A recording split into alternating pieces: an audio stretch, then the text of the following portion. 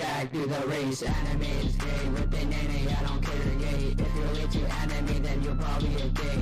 If you are gay, step back, stay away. Anime is gay, it's in Japanese. Anime, people on the internet are turned on by some anime. Anime is weird because hentai is a sin. And if you talking anime, I'll shoot you in the shin. Anime is gay, I be repeating words like it's hecking Groundhog Day. Sonic says anime is a sin, it has to go in the bin. Anime is gay, anime can you please go away? Anime is still super triple mega gay. Anime should really go away. Anime is made by the Japanese, I could get a neurological disease. Anime is gay, hop out of the jack, do the race. Anime is gay, whipping nanny, I don't care gay. If you like Japanese cartoons, then you're probably are gay. Anime, just stay away, I hope you die in a cave. If anime was a real person, he would be dead. People shot anime in the freaking head. Japanese people should stop making anime. Anime is a problem in the USA.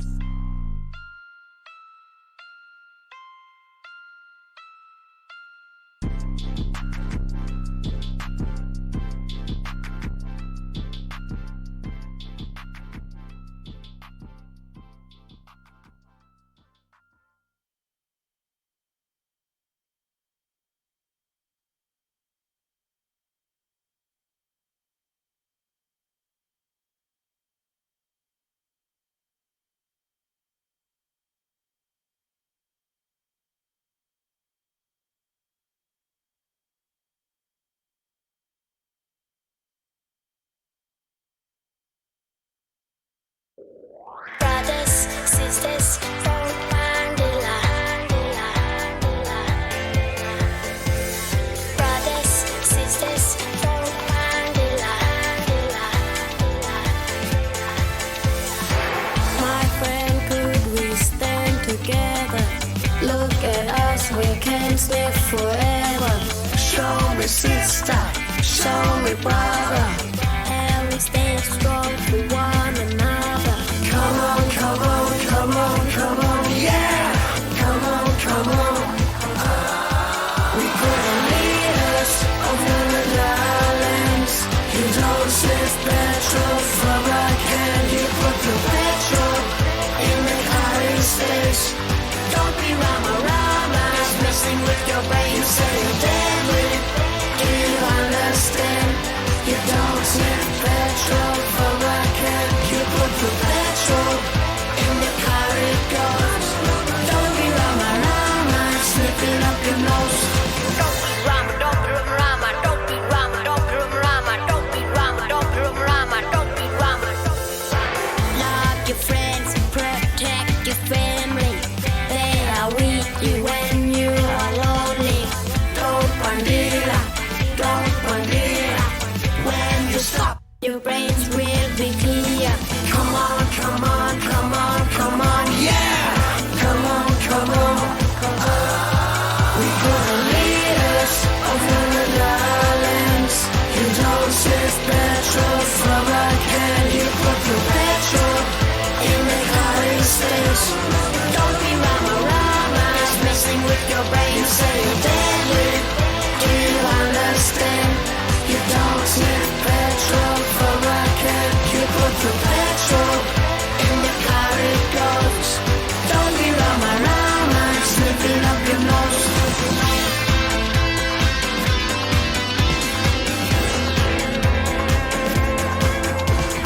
You not deadly, you rama-rama. Gonna get caught like Dylan Osama. Yeah, yeah, I tell you, 'cause I care, yeah, I tell you. When I was smoking in the spirit, seeing the boys and girls are sniffing too much petrol, killing your brains. We put the leaders of the islands. You don't sniff petrol from a can. You put the petrol in the hiding space. Don't be rama-rama, it's messing with your brain. You say you're deadly, do you understand? You don't sniff petrol from a can. You put the petrol in the car it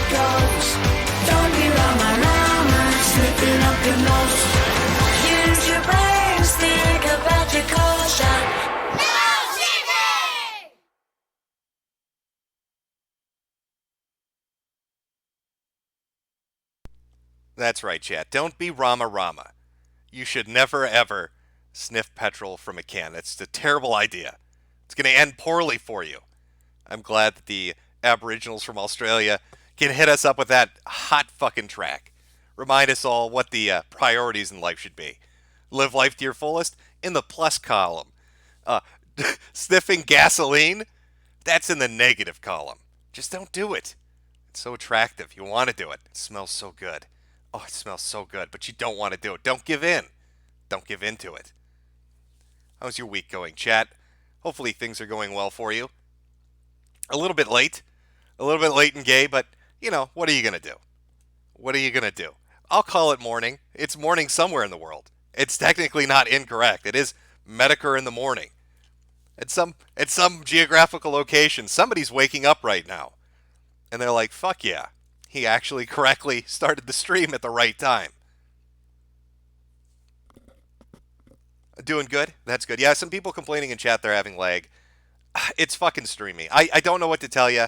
I don't know what they're doing with the website. Hopefully they eventually address it. It's lagging like a motherfucker, kind of all over the place. The last show I did didn't get archived for some reason, even though I had it set up to do that. I know other channels were having issues with archiving as well.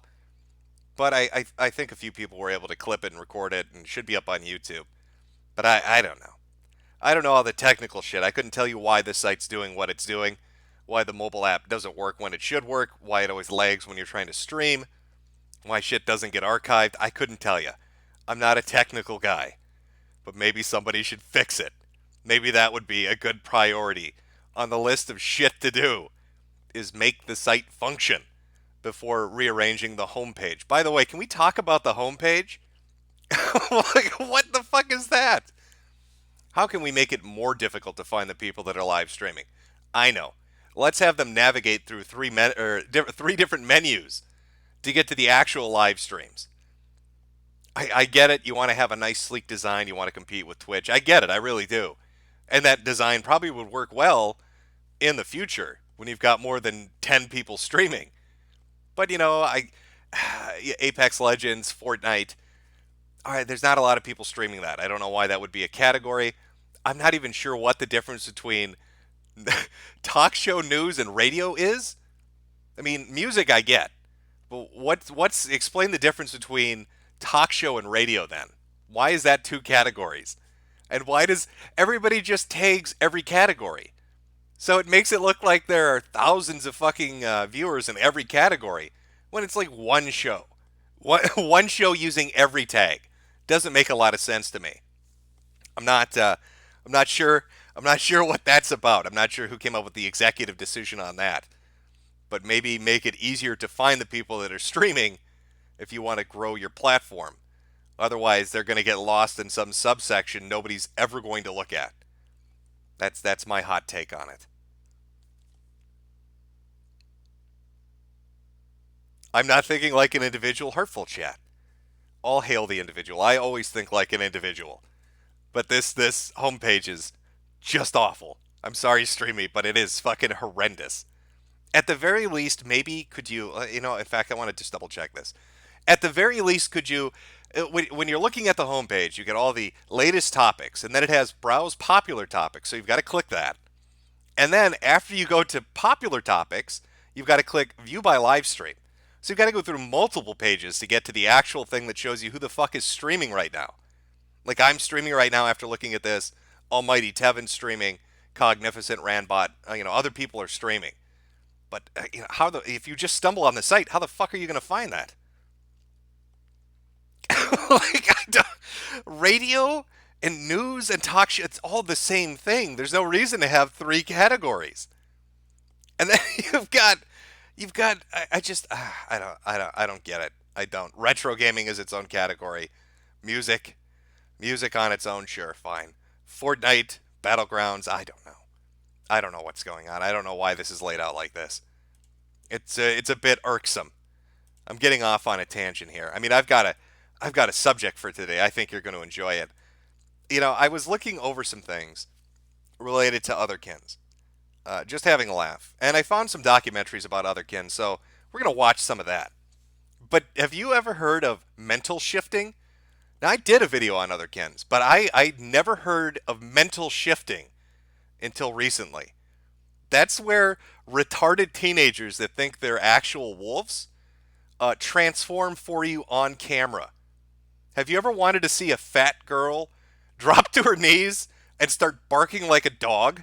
Have you ever wanted to see an autistic guy shove a tail up his ass and start rolling on his back and playing with yarn? That's what a mental shift is. And I found a whole fucking bunch of mental shifting. And it's almost too good not to pay attention to.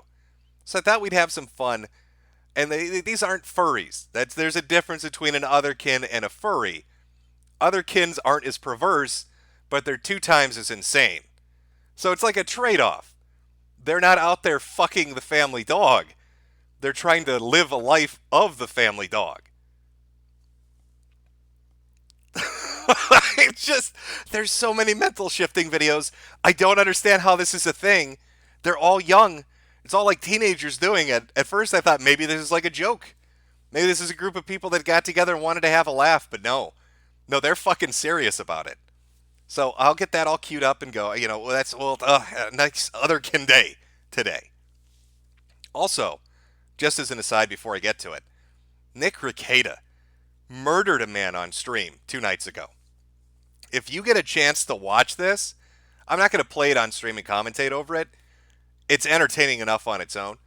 But he fucking slaughtered a retard in front of a massive audience. A Wikipedia lawyer arguing with an actual lawyer about the law. Really highly entertaining. The dude was literally drinking soy, which is... he's like he wanted to make the stereotype real. I don't know what to tell you. But maybe check that out if you get a chance. Highly entertaining shit. All right, let me get the Therian. Oh, they love that word. They like to use new terms. Can't call ourselves otherkins. People are making fun of that too much. We're Therians now. Oh, I've got 5 of them. Like, I don't want to spoil it. I will. God, it's a fat girl.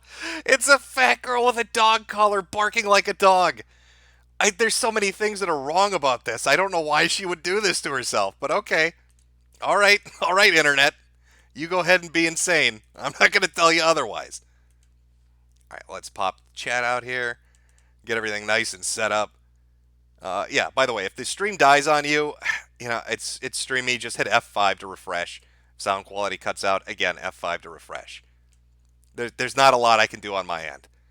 I'm streaming at a relatively low-end bit rate. We're not going above like 720p. I've got a fairly solid internet connection. There's not a lot I can do about it. I'm sorry. All right. Let us get this all lined up. Get this video front and center. It's just, I don't understand what compels teenagers to do things like this. They have to know that eventually they're going to grow up and it's never going to go away. Like, this fat girl has to know that at some point in her life, she's going to be like 5 years into the future and people are going to be like, holy shit, whatever your name is, what the fuck were you thinking? All right, let's jump into the world of Therian, which is another term for otherkin. That's the special term they have for themselves. Show us what mental shifting is all about. Jesus Christ. Okay. I think we're about ready here. Let's jump into some good old retardation. Say hi to yourself, chat. Remember, don't let Kurt Eichenwald ruin this for us. You've got to teach that motherfucker a lesson. Lots of flashing gifts so he doesn't come and harass us. I don't want his wife writing tersely worded tweets at us. Keep him away. All right, otherkin mental shift wolf. Yeah, I had to put the little in case you get confused why this fat girl's gonna bark at us. It's because she's turning into a wolf. Okay, all right, let's watch this. It's me, Jasmine, and today I'm going to be showing you how to mental shift. There's no wrong or right way to mental shift. It's just how I prefer to mental shift.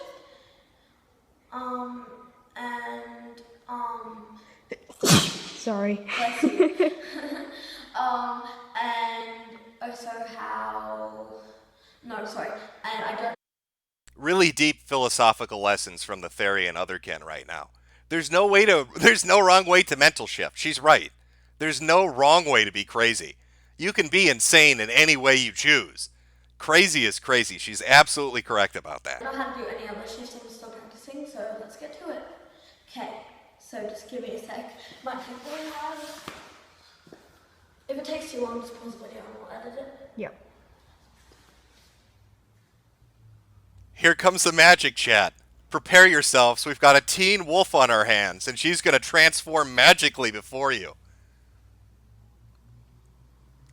Method acting. She needs to find the place deep in her soul where the wolf lives and call him forth from his den, located between her third and fourth gunt.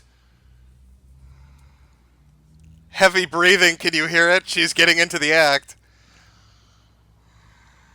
I am the were. Look at this shit! Not a scrap of self-awareness. She's fucking growling!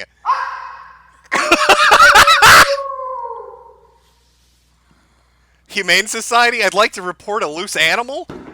It's a very obese dog. It's wearing children's clothing. I don't know what the hell's going on. Get off the furniture. You're not allowed up there. You're a wolf. That's for people. You sit on the ground.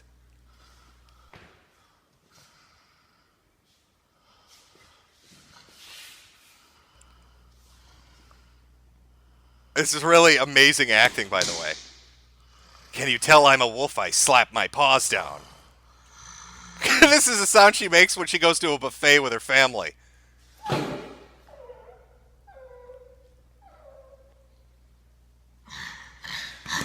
Oh, fuck, I'm getting scared, guys.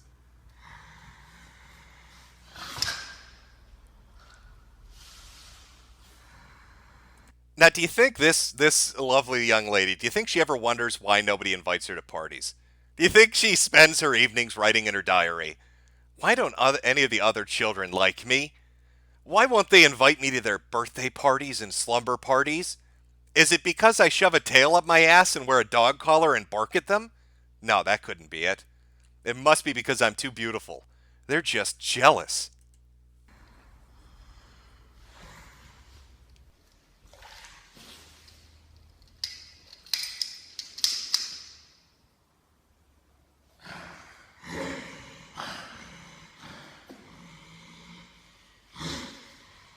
You're a wolf, not a cat. You don't hate the water, idiot. Maybe read a book about the thing you're pretending to be. She's out of breath, Chad. Is that what you said? Yeah. Energy levels depleted. Time to transform back into a human and eat 10 cupcakes.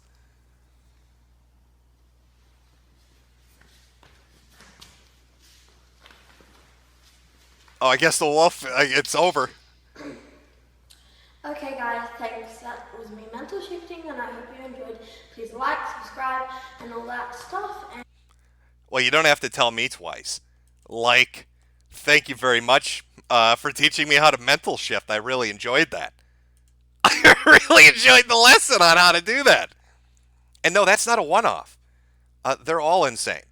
So let's go look at some more mental shifting. Oh, I don't understand why this is a thing. And it's all teenagers. They all start barking. What the fuck? Hello people, today I am going to be trying to do a shift. Not sure how well this is going to... Can you hear that shit looping in the background? How much do her parents hate her? Just wolves and dogs howling. She has it on a fucking loop on her stereo. Is that Moon Man? You see, this looks like a possum that has been nailed to a rock, which is the first sign she needs to see a therapist. And I'm fucking fairly certain that's Moon Man. I don't know what is going on with her. Turn out, it's not what you're gonna expect. I'm probably going to not actually turn into a wolf. I'm just gonna act very wolf-like, most likely. We'll see what happens. And if I sound a little sick, it's because I have a flu plus an ear infection. So, yeah, not fun. I swear to God, if I were her father, I would kick that fucking door open. And I would throw the stereo out the window. I bet she sits in there for hours on hours on hours listening to animals howl. She's clearly very deeply into it, given all the plushies and the disturbing art of possums fucking nailed to rocks on her wall. As you can hear, I also have wolf howling in the background. Why is this here? Sorry. Oh, we have another tail. Okay, let me back that up a little bit, just in case you missed it. Of course, it's another poor innocent child that stapled a tail onto her ass to really live the life of a wolf.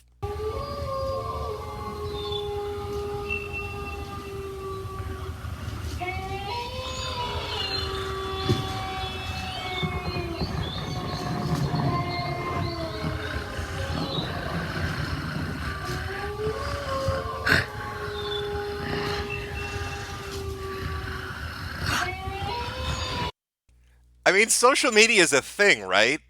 I thought teenage girls were the most self-conscious about their image. Could you imagine her classmates stumbling on this?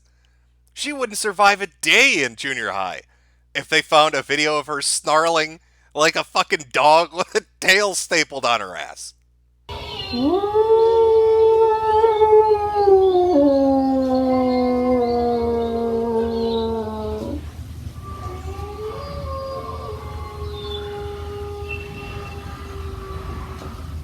I love how all their transformations, too, are the same thing.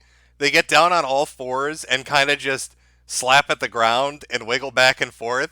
And then they awoo, really loudly, like 4 or 5 times, snarl a couple times, and then energy levels depleted. Time to turn back into a human.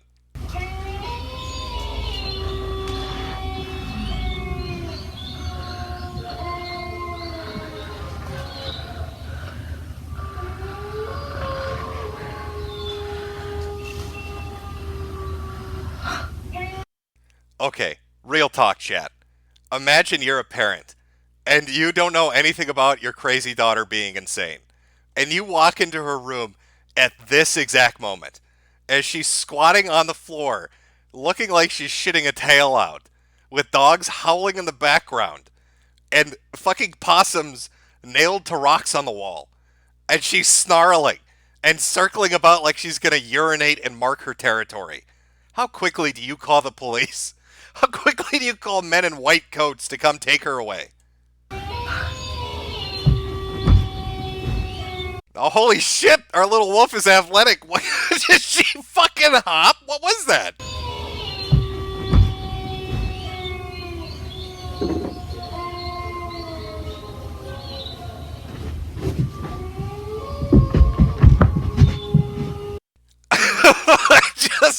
I want to see one of these videos where the parents walk into the room. And that has to be the completion of it. There's no way to sensibly explain what she's doing. I need to hear her mother's reaction.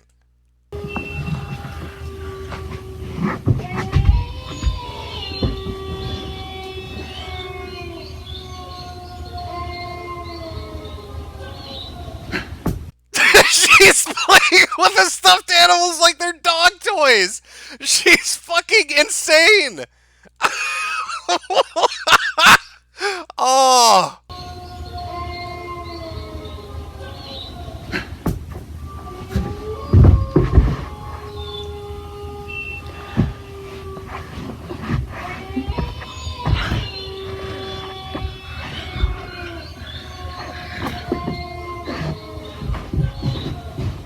Oh, this one's far more committed. She's far more committed to her method acting than the fat one was. She's going the full 9 yards with this. She's hopping around like a fucking handicapped wolf, frolicking in the woods, jumping on furniture, I guess, chewing up stuffed animals because that's what wolves do.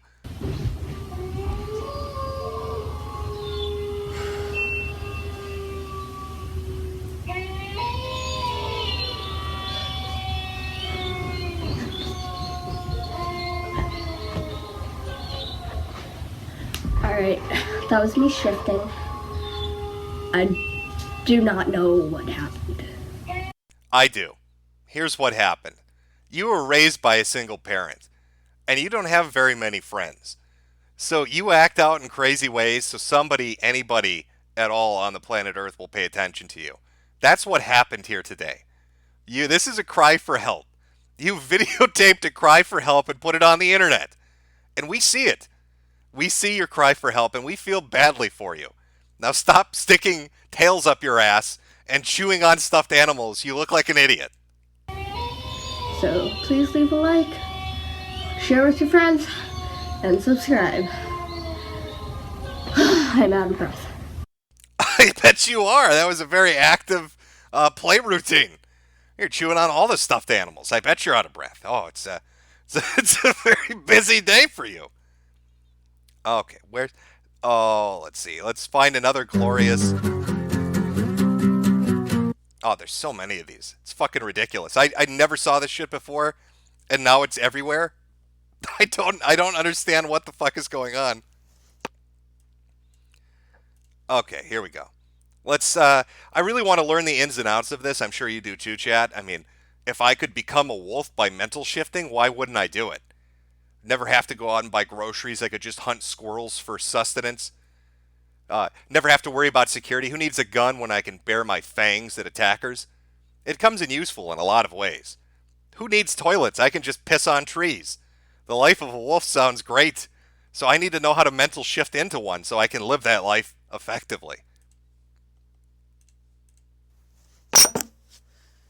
Being a Therian can get weird at times.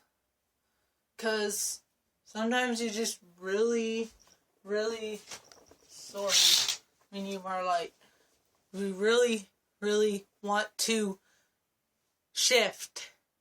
Or we shift randomly. But okay, they shift randomly. So not only are they crazy little fuckers, they do this publicly for attention. Imagine sitting next to this. And again, this is 10 to 1 they've got a tail. This is another dog collar wearer. It looks like Pat from an SNL sketch. Just imagine sitting next to them, and they suddenly start barking at you. Sorry, couldn't handle myself. It was a Therian mental shift. Today I could control it, and then I decided to let it all out right now. I'm gonna try not to bump my head on the ceiling though, because as you can see, the ceiling is like that. I have my beautiful tail on. No, Chad, I don't think you can kill a Therian. I don't think you can kill them with a silver bullet. You need a lithium bullet. Or maybe a Thorazine bullet. That's the kind of bullet you need to be loading up to deal with this.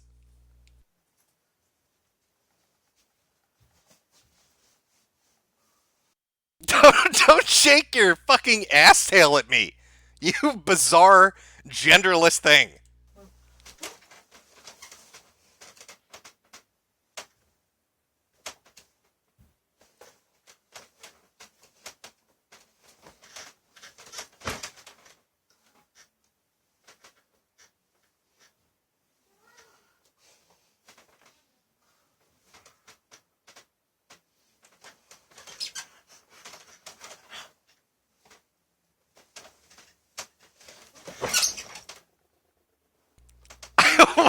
What is...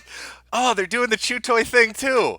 I'm pretty sure wild wolves don't play with chew toys. I think you're thinking of domesticated dogs, idiot.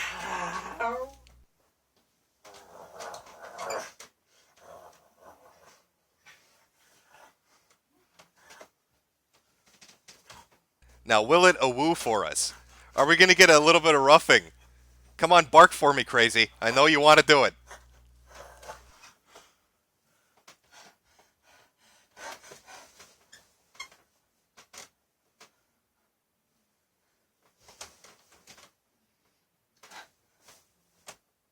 This is the laziest fucking mental shift I've ever seen. Oh, there we go. Oh, woo! Come on, do it. You know, oh, there you go. Do it. Get it out of you. Look at this. It's laying on its back.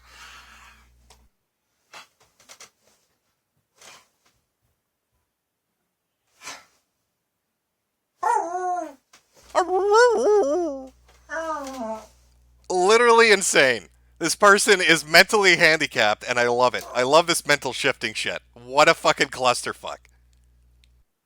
And that was cringy as fuck, yeah. They have a little bit of the little self-awareness kicked in at the end there. I think they realized, wait a minute, what am I doing? What in the fuck am I doing on the internet? Now they have they have some other videos. This particular Therian does, like transgender problems. That's one of theirs. Starter fursuit for sale. My new fursuit badge. There's a fidget spinner video. I'm not making. You know what? I'm just going to show it to you because you're probably not going to believe that this is actually real. That one person could check off all the boxes like this. So let's take a look. This is their YouTube channel. There's the transgender problem video. Fursuit dance. My new fursuit badge. Fursuit for sale. Jasper the Jackal. The reference sheet, of course. We need that. Fidget spinners.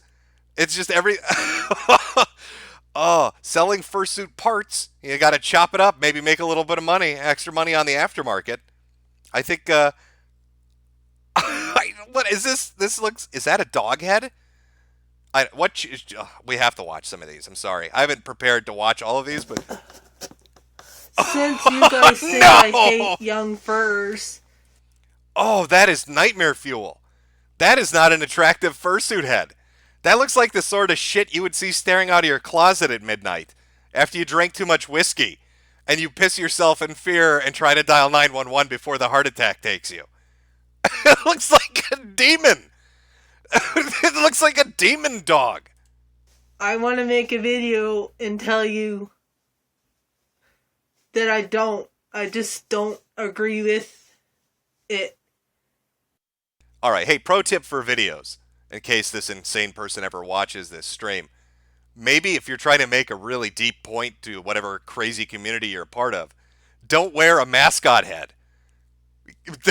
That's maybe a starting place. Let's not put on mascot heads and have a deep conversation about the community, because you look insane right now. And this looks awful. It looks like she shaved a cat's ass and glued it to foam. This looks like real hair. I don't know how is that. It looks like a wig. This part here, I don't know if you can see my mouse, but the nose looks like an actual wig she stapled onto it, and dead cat hair has been used around the top of it. How many animals died for this? Okay, I'm gonna tell you why I don't agree with it. First of all, I see a lot of kids stealing art and stealing characters. Not good. Don't do that. Yeah, OC original content. Do not steal. Don't take it. All right? Don't you take my original characters. I know you all saw Jackal, my fursona. Don't you fucking take it. That's mine. I own it. Copyright. Trademarked it. I made another video about that. Go check it out. Okay, there's one big thing I'm gonna come out and say is kids cause a lot of drama in the fandom. Yeah, that's right. It's the kids' problems, not the transgendered otherkin that mental shifts and barks at the audience who made a fucking fursuit mascot head by stapling a wig and dead cat parts together. Not that person. It's the kids that are the issue. It's fucking children. Let's go take a look at their original character that they don't want stolen. Oh, what an abomination. Is this what an animal looks like after you drop too much acid? One too many trips on DMT and this is what a jackal starts to look like? Is that how this works?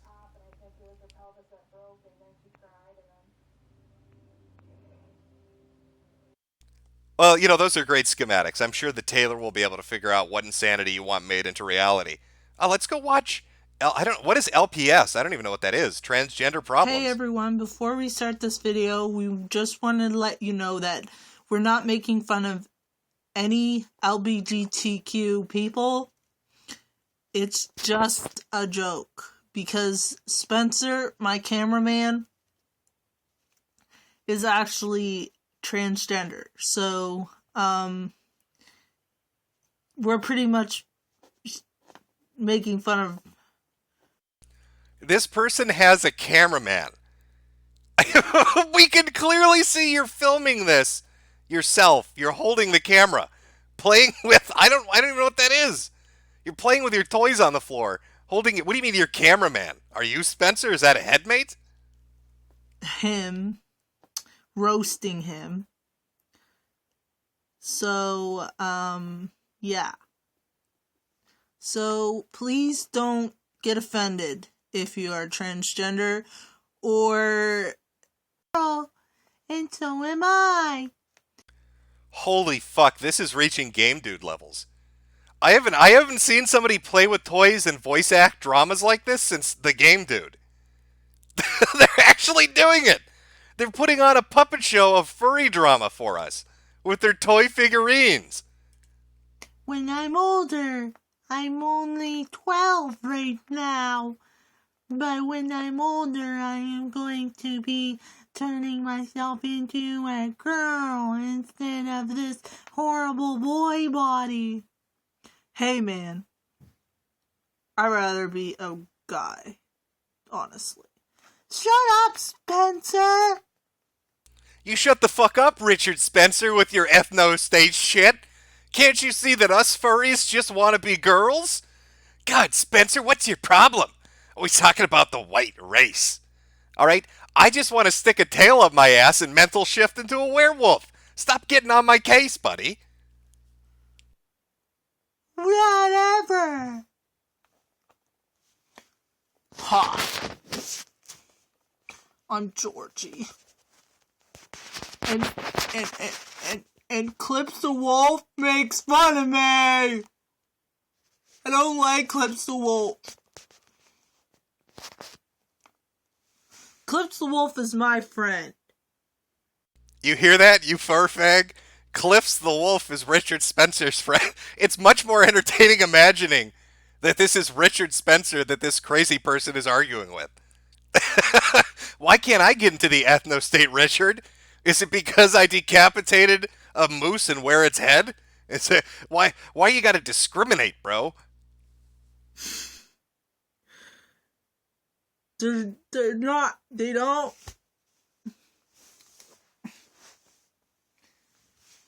She makes fun of me.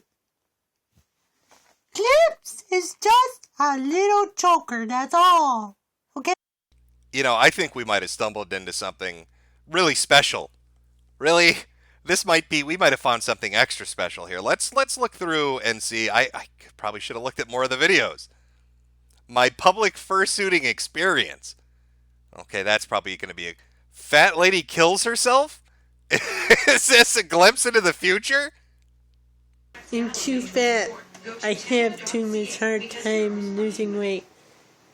I'm so depressed. I'm gonna kill myself now. Goodbye, cruel world.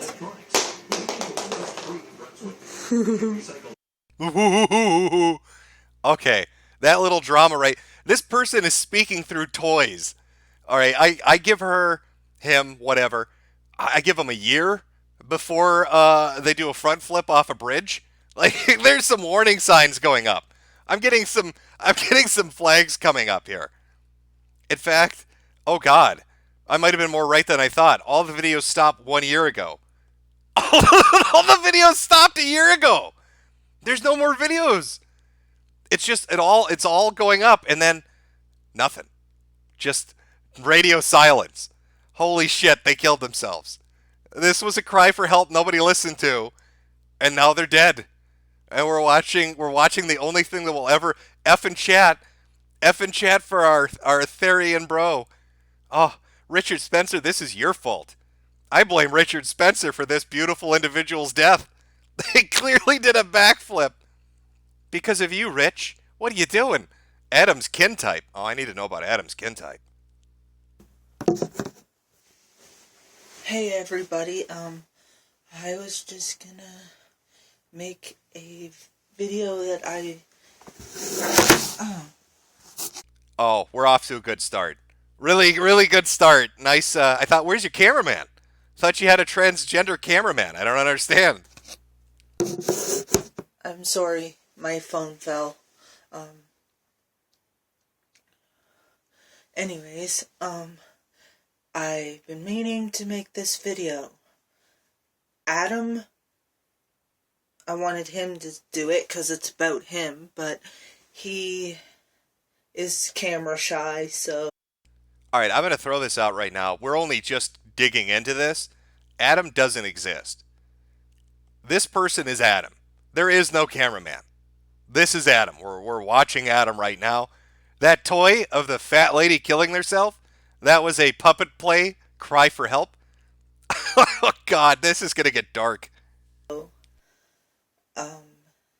He didn't want to do it. So I'm going to just tell you. Okay, so he was telling me a few weeks ago, actually I think it was last month sometime, that he had a dream shift. And he's not just a Therian, he's a otherkin too. Like, okay, so your imaginary headmate, Adam, had a dream shift, and they're not just a Therian anymore. Now they're an otherkin. I guess there's a difference I didn't know about. Let's get educated. like me.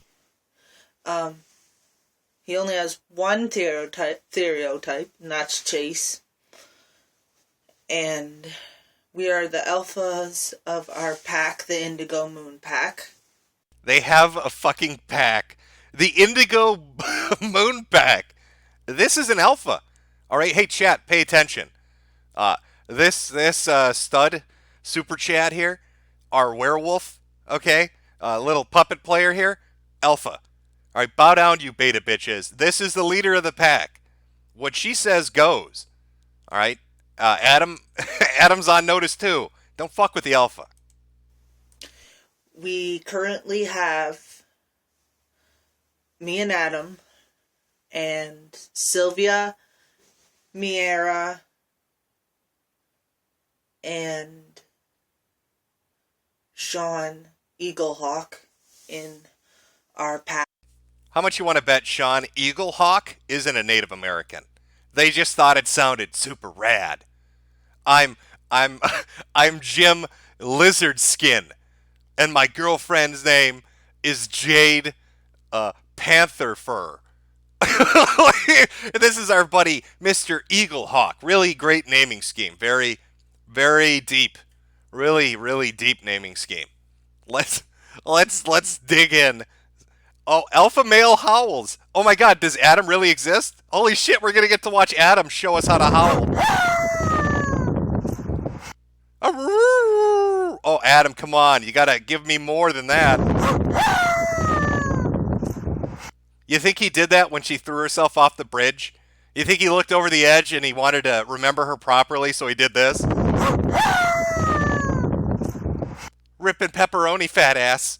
I'll always a-woo for you. I a-wooed for you, fatty.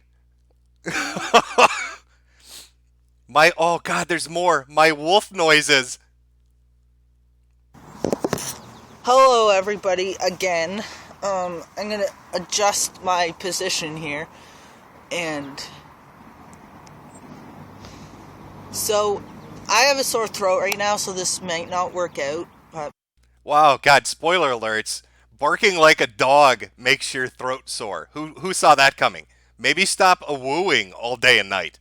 Also, I'm sure your mom and dad really appreciate you doing this in the front yard in front of the neighborhood.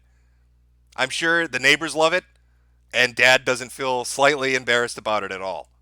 my dad just went in the house, so I was thinking of doing this, and no one seems to be around, so I can do this. So I'm doing my Therian noises. Mostly wolf noises.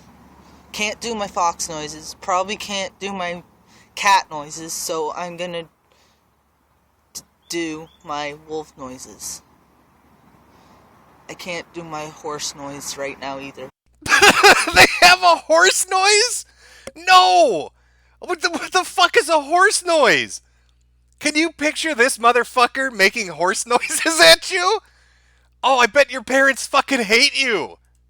So, just my wolf noise. So, if you don't know how to howl, you go like this with your thumbs out and cup your hand like this, and then you howl. Adam's really good at it.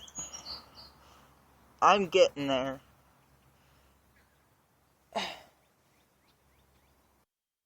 Look at them looking over their shoulder and shit like they don't want to be embarrassed. It's far too late for that.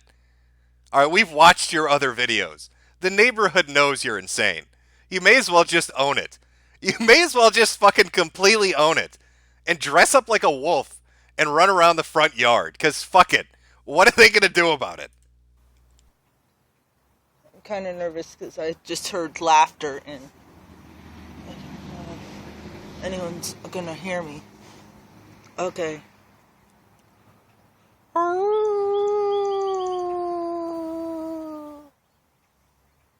Yeah, now I'm totally embarrassed. Because I swear I heard someone.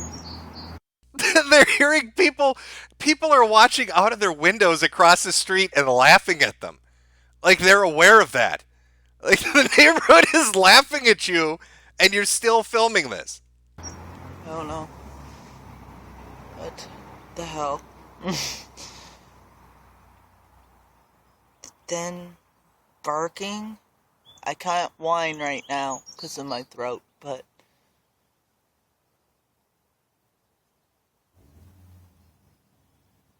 yeah, someone was outside and I just heard their car leave. Oh, this is amazing.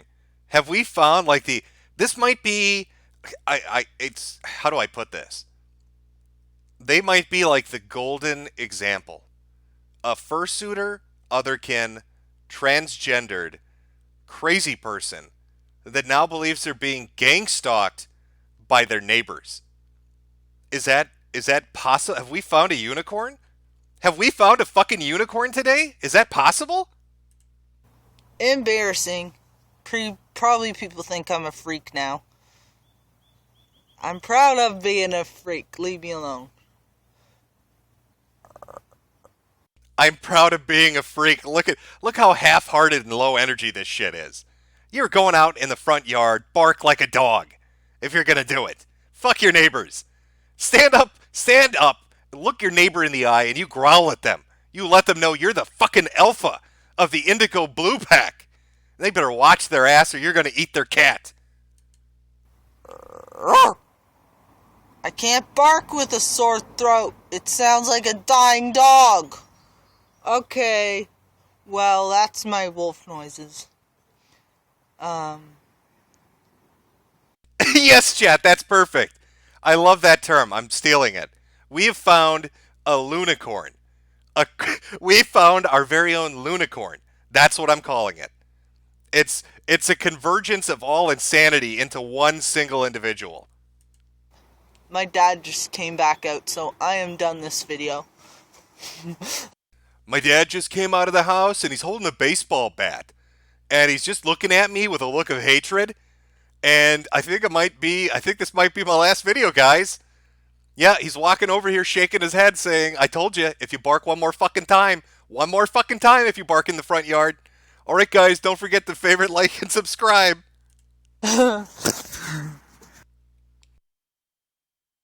Oh, we need to find more. I think we're going to just take a journey down the Lunicorns. Oh my God. Holy fucking shit. They have real baby dolls. What the fuck is going on? Who is this person? What is going on? Who the fuck is this person? Sorry, I got a cold. This is Isabella. And she's my doll that I am using for practice, I guess. Oh, what? Okay, Lunicorn, what practice are you doing with a little real-life baby doll? I don't know where this is going. For when I have real kids. I don't think that's something you should be concerning yourself with. I have a feeling you're not going to be having children. Maybe just skip this part of learning motherhood because you're not ever going to be a mother. But yeah, I really like reborn dolls, and I want to get one. She's not. Oh, that's the name of it. That's a creepy ass Chucky doll shit. The reborn dolls.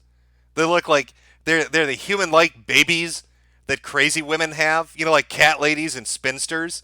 They can't get a man and they're like 50 and they completely have a breakdown and they want a baby but their ovaries are dried husks and they can never have a child. They buy reborn baby dolls and make their cuck husbands pretend it's a living thing. That's what I was trying to think of. A reborn doll, but yeah. She was real enough looking to convince my grandmother. Like, my grandmother thought she was real and she saw the picture. Oh, I bet this crazy fucker is, like, going on Facebook, hey, Grandma, look at my baby. This is my baby. It's real baby, Grandma. I have a real baby now. Oh, my new hairstyle. Maybe go with the old one. My gender identity. This is a gold mine. All right, let's... Wait, I'm sorry. I'm not dead. Let's hear this update. Everybody, apparently I found out that everyone thought I killed myself. You don't say, champ. Is it maybe because you look like Frankenstein? I don't know. I don't understand what kind of biological look this is. You've got a Neanderthal's brow ridge because I don't think it actually sticks out of your head. If we were to paint it metallic, you would look like some Japanese robot. You'd look like a mecha with that brow ridge. And I don't know what this is. This is clearly the sign of interbreeding or inbreeding or at least fetal alcohol. There's so many syndromes going on right now with this face. I don't know what the fuck is up. Nice haircut, by the way. It was probably a very nice bowl you used. We can see it's clearly defined line that you stuck on your head and cut yourself.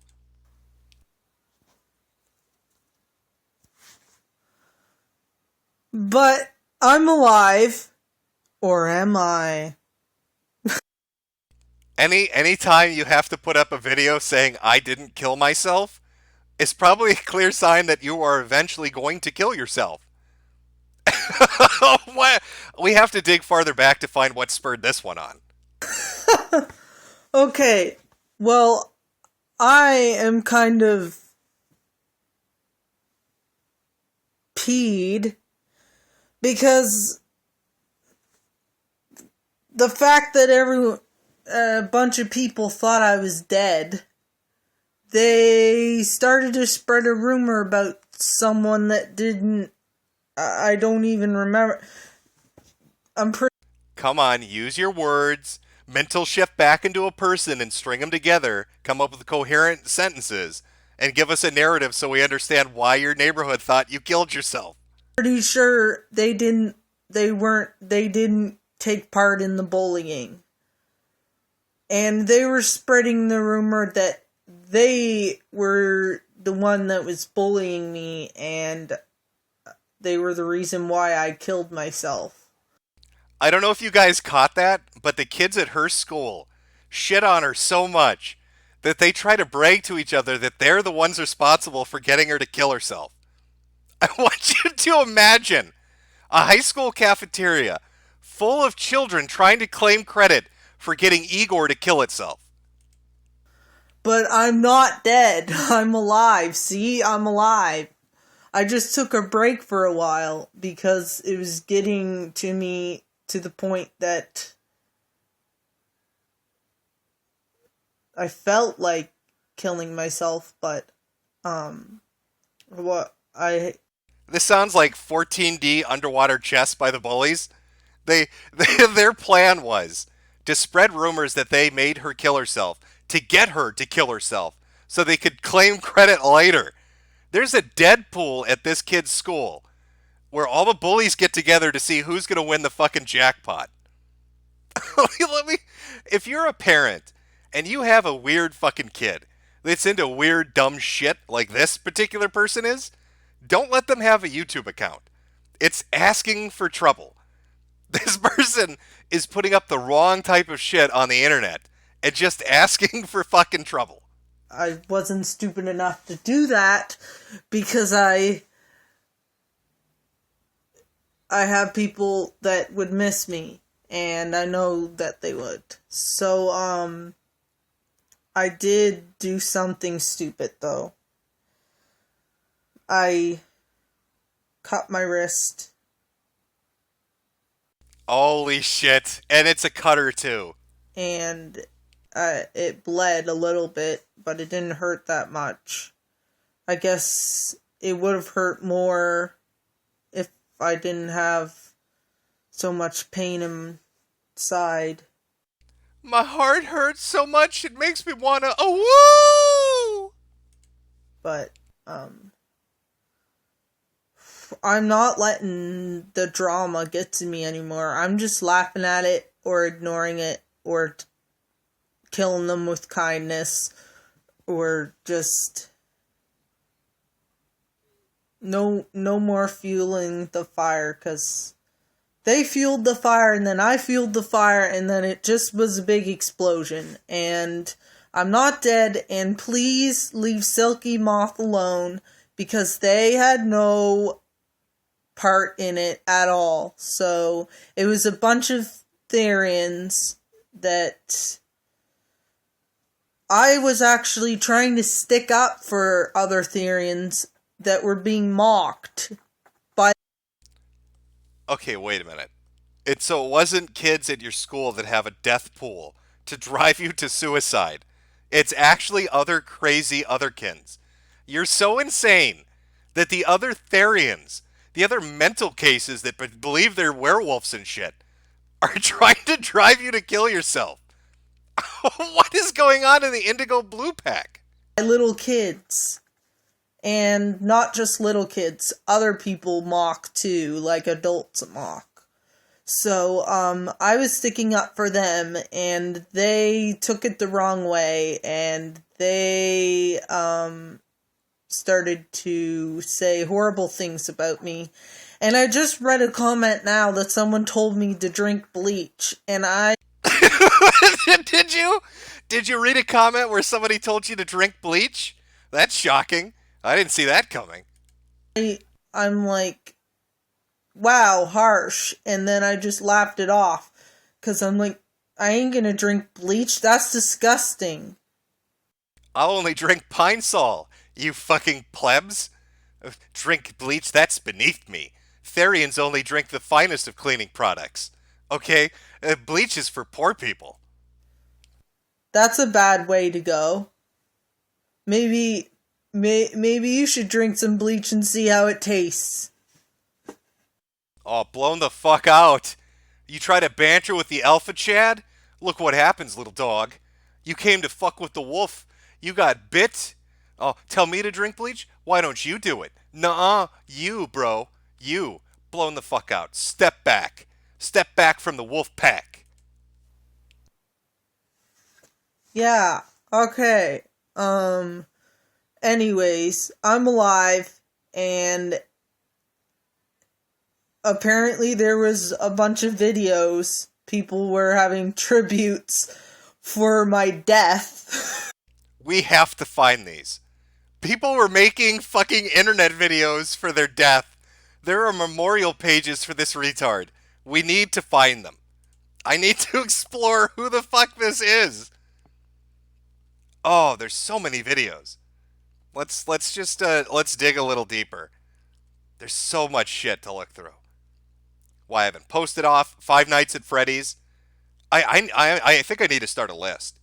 All right, they have reborn dolls, transgender, fursuiter, otherkin, attention whoring fake suicider, and now we've got Five Nights at Freddy's. It keeps growing. The list keeps growing. Our Lunicorn becomes more majestic every moment we scroll through their shit. Okay, so let's go a little deeper here. Okay, this is Rubby Fursuit Unboxing. Oh, well, I want to watch them unbox their fursuit. My fursuit had arrived, and now I'm gonna open it. If I can.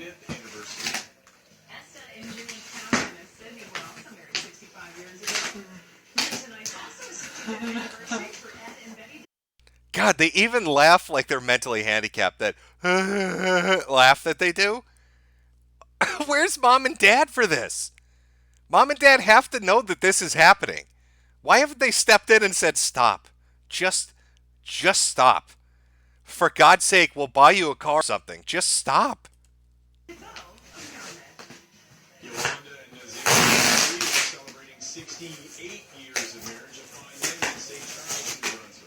And there's a drawing on the side, and her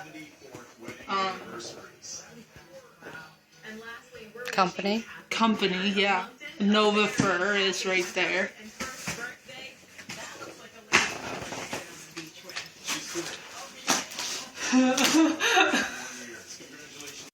Holy shit! Oh, I see what you're saying, chat. Yes, JF is happily in a relationship right now, but if that ever goes south, we might have found him a perfect match.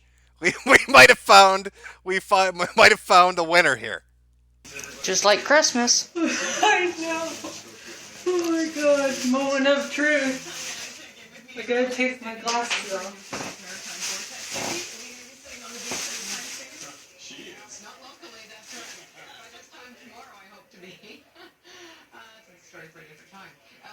There's her business card. Not so much, unless you'd like to see snow falling into the water. We've been talking about this all week, watching this system is going to wobble back in towards the coastline. And it's so big! Cold north wind, but we have that cold north wind now. We have a little bit of rain falling in Port Hawkesbury. It's so big! Oh my god! I like how they sent it in a trash bag, because that's where it fucking belongs. It's like the creator of this abomination was trying to subtly hint at where it should go, in the garbage.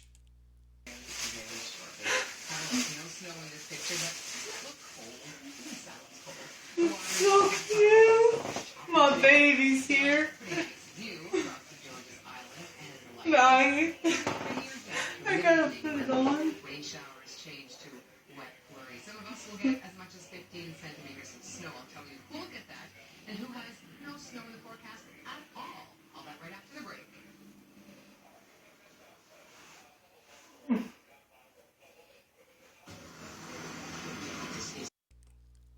It's just wow. Oh, I don't even. Oh, and they wear it out in public. Oh, God, I want to see what the reaction is to this shit.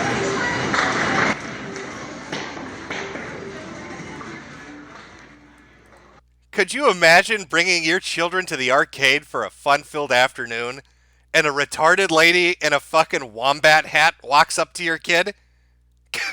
Hello, do you want to be my baby? Ooh!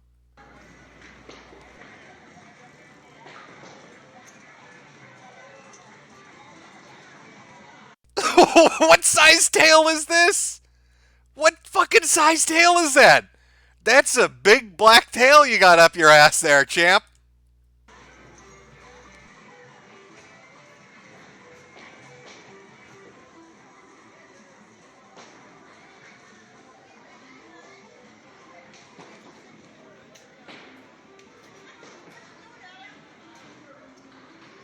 This is the sort of person that should not be allowed in public. What the fuck, Mom?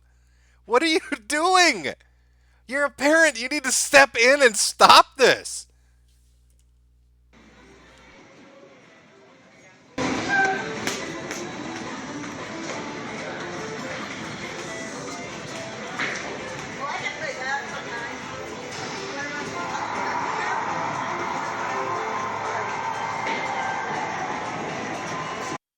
Is anyone else noticing there are no other people in the arcade right now? They've scared off every other patron. When all the parents saw this freak show walking into the arcade, they grabbed their 5-year-olds and ran for the fire exit.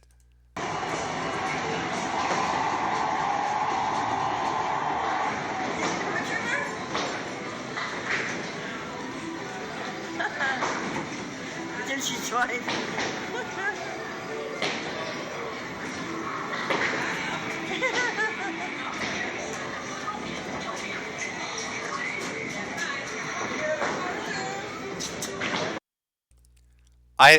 I'm just really stunned. I'm really stunned at what we're looking at here. Fursuit. My dad in my fursuit head? Oh, dude. Dad, what the fuck? What are you up? Did it freeze up on me? It might have froze up on me. Even YouTube is so disgusted with this, it doesn't want to continue. Oh, technical issues. Hold on. Oh, there we go. My dad has my fursuit head on, and he's being a goof. Okay, James is still on my side. Okay, you know what? I'm calling it now. The parents are responsible. If this retard killed itself, it's mom and dad's fault. You knew at every step of the way your insane daughter was doing weird shit. Okay, you bought them the fursuits, you bought them the real dolls, you let them post shit on YouTube. You knew they were in the yard barking at the neighbors. You fucking knew what was going on, and you didn't stop it. You thought it was all cute. It was all fun and games until it becomes society's problem. Some poor bastard making $8 an hour has got to scrape her off the sidewalk under the bridge because you couldn't put your fucking foot down.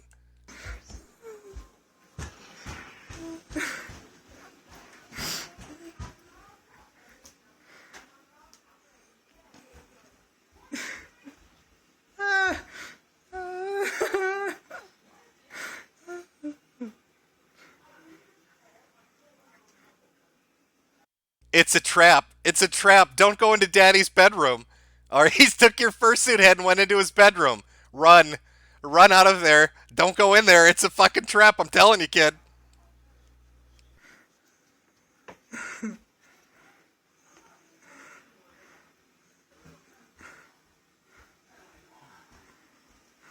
You. Okay, stop. Okay. Holy shit. Oh my god. All right. We'll dig into this one later on. I'm going to bookmark that. This is going to get saved under the need to investigate what the fuck is the matter with this person tab. Okay.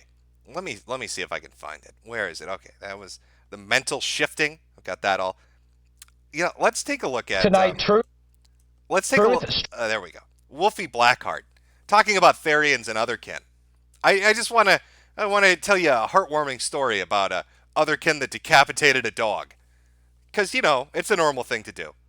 It's what their kind does after they woo and mourn the dead.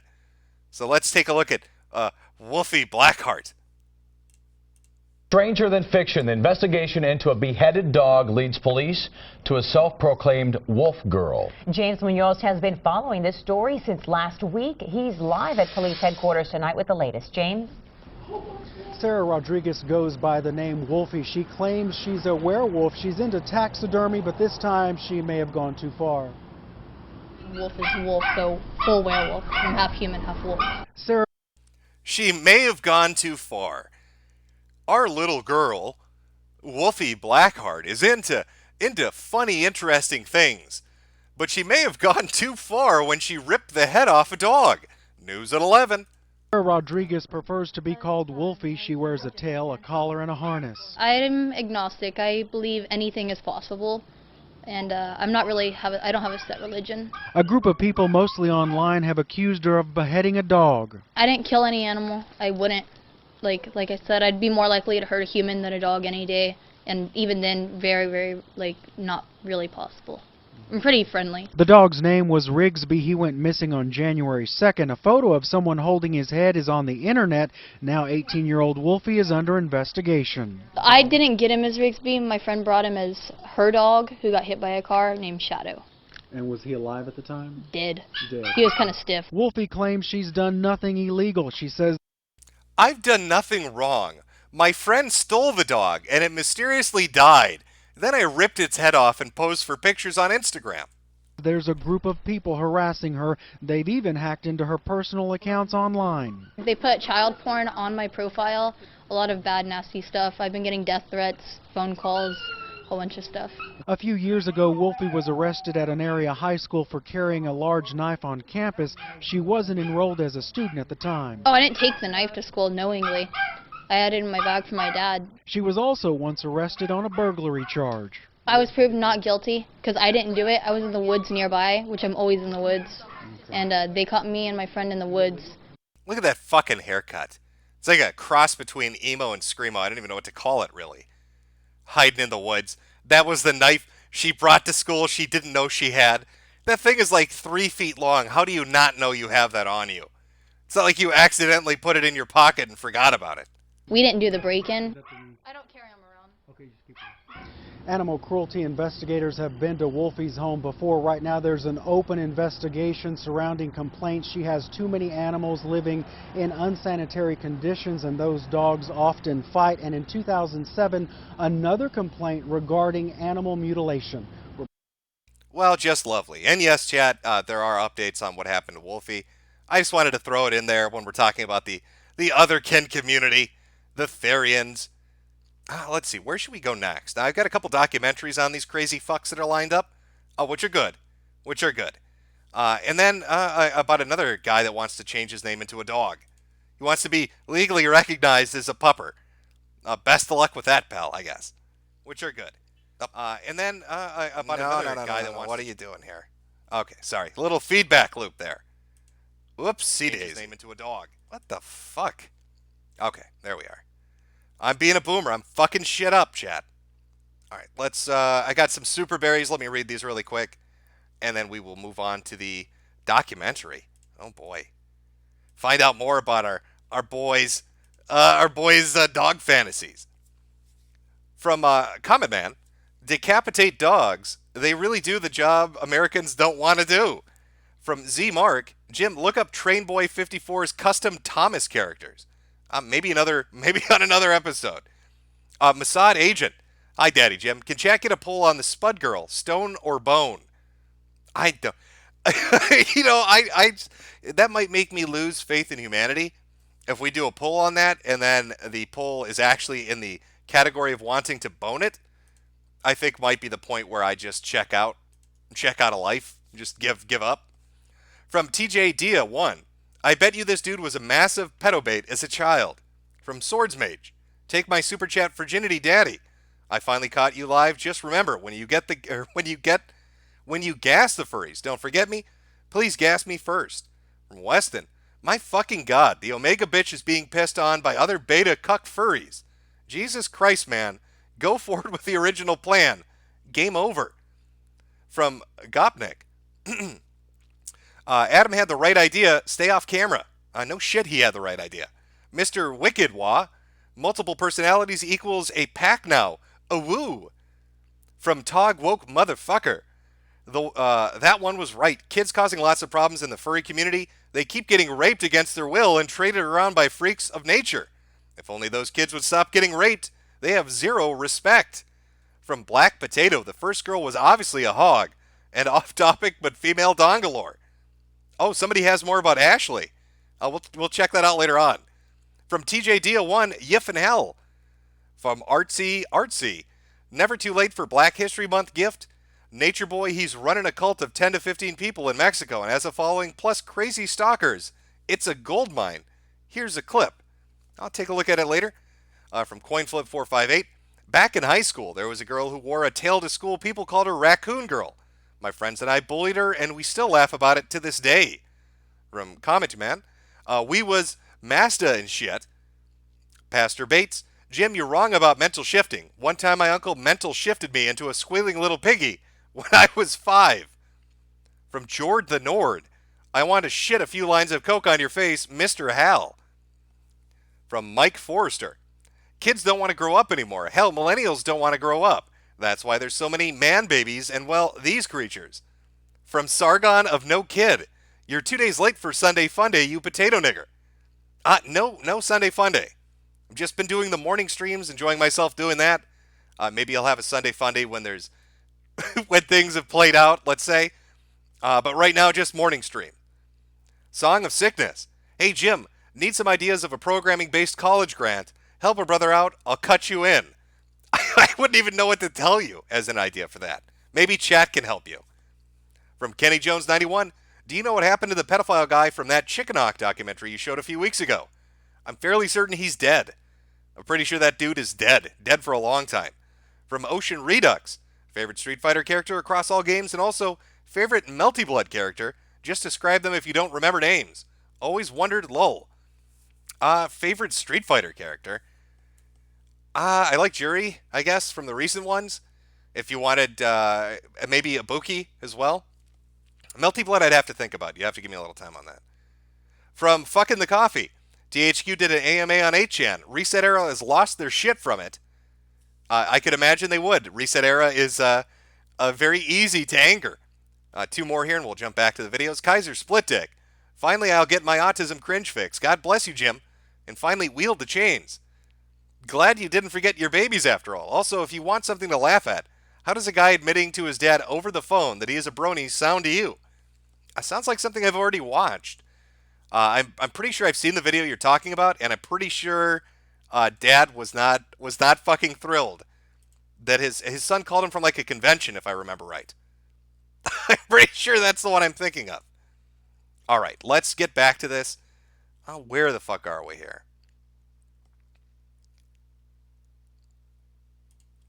I think is this a way? Yeah, there we go. This is the guy that wants to live his life as a dog. And of course, good old-fashioned Dr. Phil, coming with the hard-hitting stories. Let's jump over. Here we go. Way of avoiding life for you in other ways. You're 48. You're a virgin, right? Yes. You've never been on a date. You don't have a job. You just put on a paper dog suit and walk around town, which doesn't seem to me to be a highly productive course in life. Well, I feel it makes me more social because it's something that I engage in with people, wearing the costume outwardly, going around the city, and I kind of... The dude's a living fucking fire hazard. I like the outfit, made together with used pom-poms from cheerleaders that ran away in fear. But, you know, one misplaced match and this motherfucker's going to the burn ward. And get friends that way too, you know, people who interact with me as a dog. And owners, mostly dog owners, really like the situation, you know, of me being a dog on the, you know, outside and stuff. How many of them have asked you to come home for dinner? People do say, they have a thing, can I take you home? They actually... I don't think they're saying they want you to come to their house. I think they said they want to find you a home, you know, like a mental facility, somewhere for special care to be given for your insanity, maybe, is what they're trying to tell you? They say that to me many times. For fun. I think they're just having don't fun. Go. I know. Don't go. If somebody's wanting to take you home, don't go. I don't know. Yeah, I'm safe. I know the safety rules, yes, so I'm good. Yeah. What do you do for money? Well, Oh, I suck dick on the sidewalk. You know, basic normal things. Put on my pom-pom uniform, pretend to be a dog. Let hobos, ejaculate in my asshole. Is that safe to say on TV? I let homeless people shoot their loads up my ass. That's how I sustain myself. That's how I make money, Dr. Phil. I give hand jobs to poor people on the streets. I suck a lot of cum out of a lot of cocks. Let's be real here. I'm dedicated to pleasing dicks, Dr. Phil. My parents, my mom established a trust fund for me. I own my own home. I kind of have just, you know, it doesn't cost too much for me to live. Yeah. And I kind of live simply. I feel like the dog philosophy is just a simple life a little bit. Yeah. So it's, and dog food doesn't cost that much. So I'm not. They eat out of a fucking dog bowl. Of course you do. Yeah. Living the life fully dedicated. Not doing too bad. Now, you don't really think that you're part dog? In some way, I have to believe that I am. Okay. So because of circumstances over the years that have shown me that there must be something there because it's that strong of a thing for me. So you think you could be a dog trapped in a human body? Yeah, in some way. I don't know how it is. I don't know how it happened. But I do really believe that it's a possibility that maybe I was intended to be a dog somehow. I don't know. I'm going to guess that this is some kind of childhood trauma. Maybe your dad beat you with a belt. Maybe an uncle molested you. Maybe you fucking just fell somewhere and hit your head on the curb. That would be my explanation for why you eat kibbles and bits. Yeah. Is it possible that you like went to a movie with your dad early on about a dog and you have warm feelings and memories of that, and then you saw other dog things and they're all kind of always happy endings with a soundtrack behind them, and so you just kind of get caught up in... I don't know if you caught that, but I think Phil's on to our boy here. And yeah, that is a dude. Happy endings, wink wink. He knows what's up. He knows how this guy's supporting himself. How you getting all those dog treats? I know what's up. Happy endings. In that fantasy? People have said, you know, that it might be a fantasy that I have in the past. Well, it's fantasy. But- And listen, again, I know. Listen, it's people do this for a hobby. That's okay. But you're missing an awful lot of life. All right, I think there's a clip, too, of this dude. He lost his court case. He went into court to be declared a dog or some shit. And he lost that one. Boomer the dog, American furry.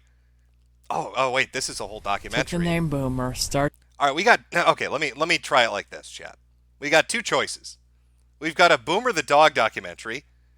What was the other one? There was another fucking... Oh, wait, actually, we can start with this. Hold on. Time once again for your morning. All right, we'll do a quick update on Boomer. And then we got two documentaries on Otherkin lifestyle I think you're going to like. But let's find out how his court case went to be legally declared a fucking mutt. Morning Brew, and joining me this morning, as always, is Larry Hanley. And this morning, we're talking about the canine crowd. Two very different stories, believe me. A Pittsburgh man, we're going to start with him. He believes his spirit is more dog than human. Take a look at this guy, but a judge won't let him change his name. He wanted to change his name, get this, to Boomer the dog. Legally, he wanted his name to be Boomer the dog. Who wouldn't? This is a look at Gary Matthews. That's his real name, but for the most part of his 44 years, he hasn't acted or even dressed like a human being. Instead, he's taken on the persona of... How depressing is this, by the way, chat, that this crazy fuck who wears the world's worst dog costume and eats fucking kibbles and bits, he has a house. This motherfucker owns a home. I don't know how he does it. Maybe mom and dad bought it for him. Maybe he's just a rich kid. I don't know. I haven't looked into him. But he's coming from a house. You're all out there busting your ass to survive. Maybe you're in college. Maybe you just got a job. You know, you're working your way up in the world. And this psychotic fuck that wants to live the life of a dog has the luxury of a home. Of a dog. This story gets better and better. His house is actually filled with dog movies, books, and toys. Gary says he just feels more comfortable dressing in his Boomer costume than being, well, a human being like the rest of us. He's also been spotted at furry conventions for years wearing the costume. You're right. I do zone out when crazy people talk occasionally. He said, chat saying, trust fund. I don't know. It's just kind of when you run into a lunicorn, it's a magical experience. It's like a double rainbow kind of thing, where you just get lost in it. You become transfixed on what you're looking at, and everything kind of fades to darkness around you. It's a really weird phenomena. I don't know how to describe it better than that. This is another lunicorn. I mean, look at it. Look what it's doing with its hair to make fake dog ears. Just up there. It's very bizarre. It's transfixing. I can't look away. The unemployed computer tech, more on that. I was going to ask what he did for a living. The unemployed computer tech even walks through his neighborhood as Boomer the dog, as we saw in the video, and that's why in a very bold move that he petitioned the court to have his name legally changed to Boomer the dog. A judge, however, felt the name change was just too confusing. How much do you want to bet these dudes wished that television will let them say what they really wanted to say? You see those smiles on their face? I bet you these guys bullied people like him in school. And I bet they just want to look into the camera and go, this dude is a fucking faggot. But they can't. So they've got to try to say it in a subtle, nice way. It would have been better if he worked at a pet shop somehow. Unemployed, though. Perhaps Yeah, not surprising. Can you imagine that resume coming across your desk? Name, Boomer the dog. Yeah, that's a little odd. Maybe a good call on that judge's part, by the way. That story's... Yeah, I used to shove fuckers like him into lockers. Taught him a lesson early and often back in the day. But apparently Boomer just didn't learn it hard enough. I better go get the hose and pay him a visit. Okay, let's see. Yeah, we're going to go with this one, I think. This is a documentary. A fucking documentary. They call it, I swear to God, Species Dysphoria Disorder. That's a fancy name for lunatic. Species Dysphoria Documentary. I think I'm an animal. Of course. Can't just call crazy crazy. Got to give it a fancy name and act like it's not insane. So let's take a look at this. What would you do if you felt you had been born into the wrong species? When I started feeling that I was non-human, I was around 10 or 11. Oh, I have a feeling. Okay, does it look to anybody else like he actually has a hole in his pants that the tail goes into? I think this might be a legitimate ass plug tail that this dude is wearing to the fucking bowling alley. Increasing number of people believe they are more animal than human. I would definitely say that I have species dysmorphia. I have these hands and this body, but internally... It's all the same. It's like they... You know, what is it? South Park kind of called attention to it with the emo kid skit, where it's like they all want to be individuals and fight and rebel against the system, but they're all cookie cutter in how they do it because they all shop at fucking Hot Topic together and wear black mascara and shit. There's a uniform for this brand of crazy, and they all fucking wear it. It's all got the dog collar, fake tail. It's like, it's just, they all shop at the same place for the same shit and act crazy in the same way. It's really bizarre. I am a leopard. On all levels except physical, I am a wolf. This is the guy. Fantastic. Let's back that up. On all levels except physical, I am a wolf. Oh, woo! Internally, I am a leopard. On all levels except physical, I am a wolf. Joined by a belief system and a growing internet presence, these people are meeting and forming relationships. We are raccoon and leopard. It's not too relevant to whether or not we love each other. Primal instincts take over, and before you know it, you're clawing and biting your other half to pieces and wondering why the both of you are enjoying it so much. For the first time, we are welcomed into the world of human animals. I began to get concerned because it sounded like almost like mental illness to me. Oh, did it? Did it almost sound like mental illness to you? Not quite at the threshold, though? What would push it over for you, honey? What? It almost sounded like mental illness. Almost. Not quite there yet. Dressing up like a dog, barking at the neighbors, pissing on trees to mark territory, shoving tails up their assholes. Not quite mental illness, though. With your nice white woman wearing Native American shit, crazy-ass hippie lady, what would you define as mentally ill, then? My child telling me that he's half animal. These are paperworks for my name change to my wolf name, which is Shiro Wolf.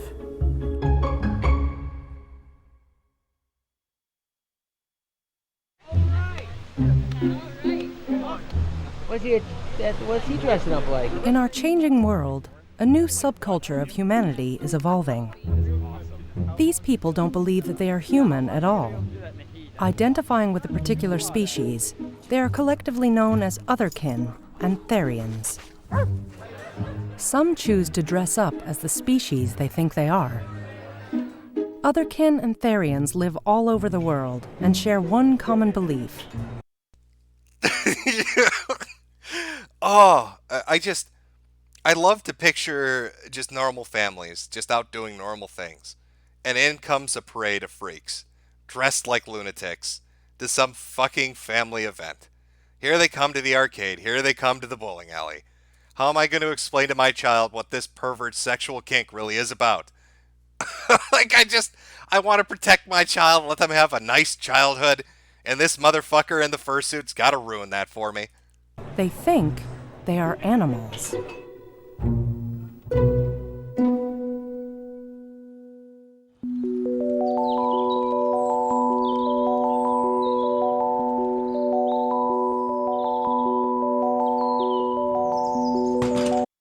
Oh, you know what, chat? I'm going to need a drink for this.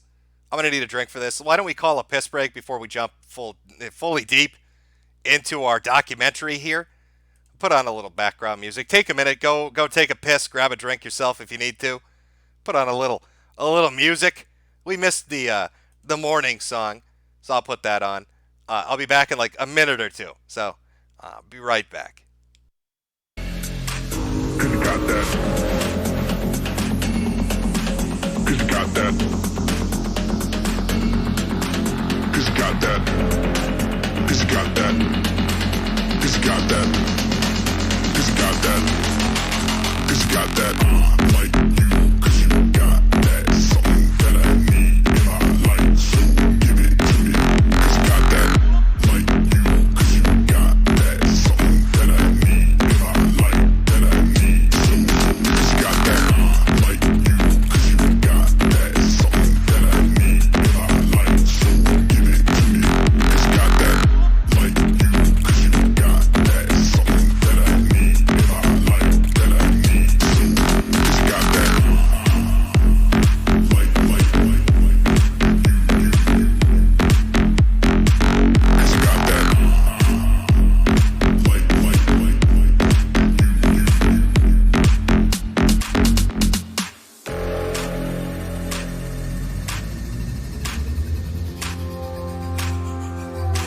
Cause you got that.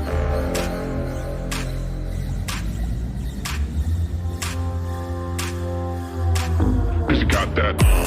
Like you, cause you got that. Something that I need. Cause you got that. Like you, cause you got that. Something that I need.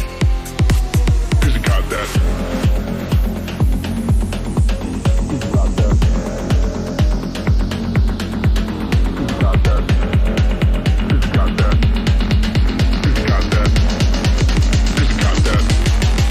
Cause you got that. Like you, cause you got that. Something that I need in my life, so give it to me. Like you, cause you got that. Something that I need in my life, that I need, so like you, cause you got that. Something that I need in my life, so. Okay. All right. Sorry about that. Little break's over. Hope you enjoyed the musical interlude. Let's jump back into the crazy world of insanity. Of otherkins, of therians, with the species dysphoria disorder documentary. I Think I'm an Animal. So let's get back into it. People have asked me, well, do you ever get sick of it? Do you ever get sick of thinking about it? Do I ever get sick of thinking about my elbow? I don't really have to think about it. It's just there. It's just a part of who you are. Checkmate, bigots. Okay? Just because I believe I'm an octopus doesn't mean I'm insane. Do you ever think about your kneecaps? I didn't fucking think so. All right? This is the 21st century. All right? And you need to stop judging me and just let me live my life. I'm not sushi to be eaten. I am an octopi. And you don't think about your fucking kneecaps, do you? Caleb Carges lives on the outskirts of Buffalo, New York. He is not your usual teenager. My species is, well, definitely a wolf. Lately, I've been leaning more towards red wolf specifically, not only because the type of environments I like, but also because of the way I act. If I could look in the mirror and choose what I saw, I would see an anthropomorphized version of myself that was half wolf, half human. Caleb is part of the growing phenomenon of... I fucking love these pictures. It just is so perfect. There's nothing that just, it sums everything up. Having a picture like this on a social media account or on the wall in your room basically just tells everybody what they need to know. Hello, I am fucking insane. When I look into the mirror, I think I'm a giant 7-foot-tall werewolf or a dragon. Or, I guess maybe there aren't a lot of octopus out there. Octopi, whatever. Not a lot of them. But this sums it up. This pretty much a picture's worth 1,000 words, and this sums that up perfectly. People who believe in some way that they are an animal. We believe that mentally, or at least cognitively, we are more connected with the animal side of ourselves than we are the human side of ourselves. And whether that be just the way we try to act in our life, or the way we try to communicate with the people we love or our friends. It's something that's very noticeable. It's something that needs to be constantly purged in your head, because you constantly have to realize, oh, that's right, I think differently. Therians identify psychologically and spiritually with an animal. And since the age of 6, Caleb has believed he is a wolf. I have a couple tails. This is the one that I've been wearing for the most part. It's a little bit less realistic. This one's a bit more cartoony, but I like it. It's less realistic. God, what makes it less realistic, champ? What makes that tail not as realistic as it could be? Could it be the fact that you are a human being and not a red wolf?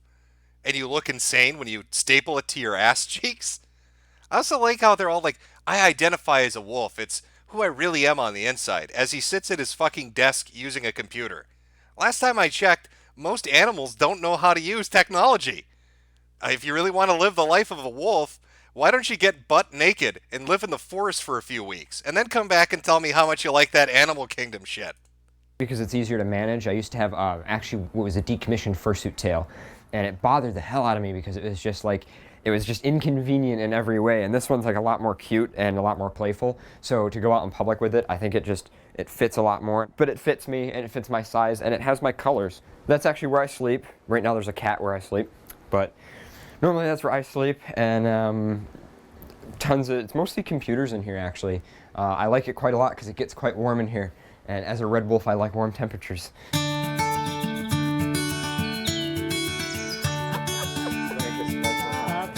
Caleb lives at home with Dad Jim, brother Chris, and his mom, Mary Ellen.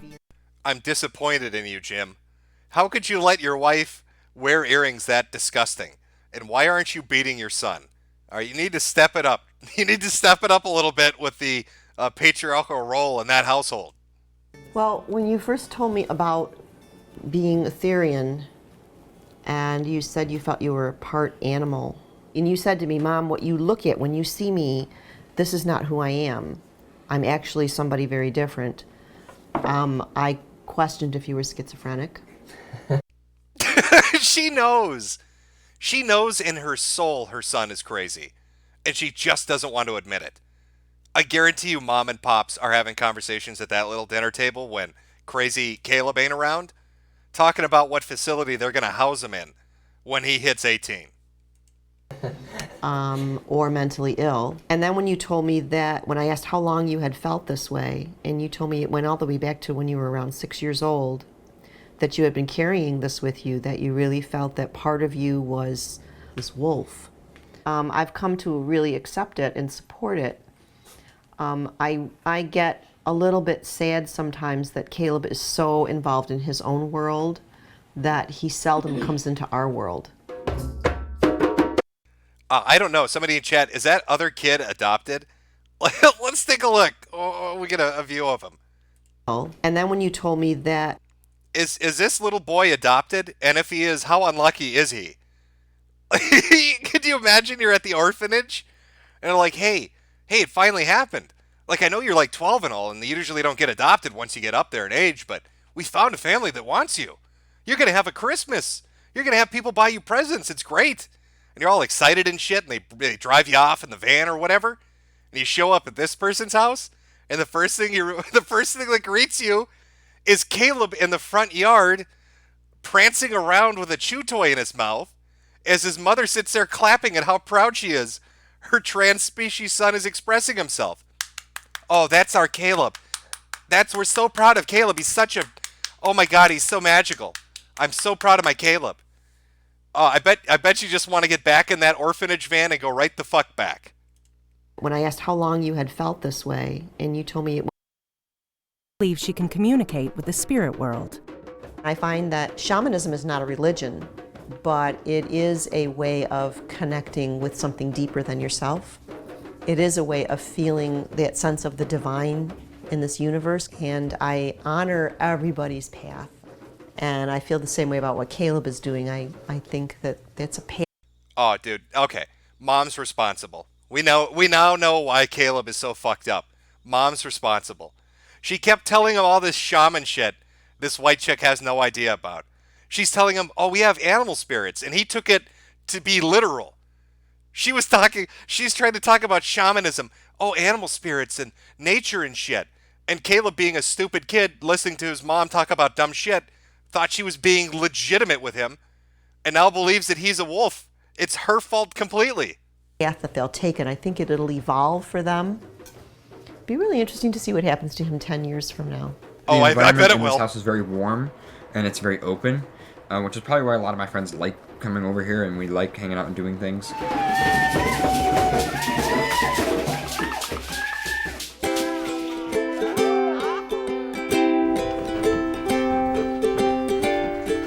Caleb is not unique in his beliefs. He is part of a small Therian community of people in Buffalo. They include Stephen, a leopard, and Timothy, a raccoon. Timothy, a raccoon. And then there's Christopher, the squirrel. And Billy, the goat. Look at... God, this kid's got money. Look at all this shit. He's living a pampered lifestyle, doesn't have to think about supporting himself when the reality of the working world comes crushing in on him. Oh, God. Together, they run an amateur radio show from his bedroom. It broadcasts hundreds of people like them all around the world. Hey guys, welcome back. This is episode 102. I'm your host of this evening, Paradox the Wolf. I am your blue fox host, Pharaoh. I'm your co-host in training, Shroud the leopard. I'm your guest, Minok the raccoon. All right, next email that I got here. Hey guys, my name is Kobe, and I am an orange, blue, and white male German Shepherd. I am also bisexual, and I am 19 years old, and I'm having some huge issues with my parents in relation to being Therian. Is there any help explaining this to them? How did you do it? I don't even remember. Oh. I barely touched on it because my parents just didn't care. My mom just wanted me to be safe. My dad said that I could have whatever beliefs I wanted as long as I wasn't hurting anyone. Oh, you had it myself. easy too. Yeah, it was easy. Let me translate that for you. Mom is probably on uppers or drinks herself to death every day. One of those suburbanite women. And Dad, when he says, it's just as long as you're not hurting others, what he really said specifically, word for word, verbatim, was, I don't care what queer shit you're into, just don't fuck the family cat. That's what Dad said. That's what Dad's concern was, the safety of the cat in the house. When my mother found out, she asked me if she had done anything wrong as a parent. and I was like, no. My parents always think, the live and let live type, as long as you're happy kind of people. Right. So as far as how I had to do it, it's not like I could offer advice from my personal experience. Yeah. Because I had it easy. Caleb and his friends are fortunate that they are content feeling like animals. No, Caleb and his friends are fortunate that they live in a first world country. Because if Caleb and his friends tried this shit in Iran, or somewhere else like that, they would be thrown from fucking rooftops. Caleb and his friends are lucky they don't live in Africa, where they would put tires around their waists and light them on fire and beat them with stones. That's what Caleb and his friends are lucky about. For others, though, this is not the case.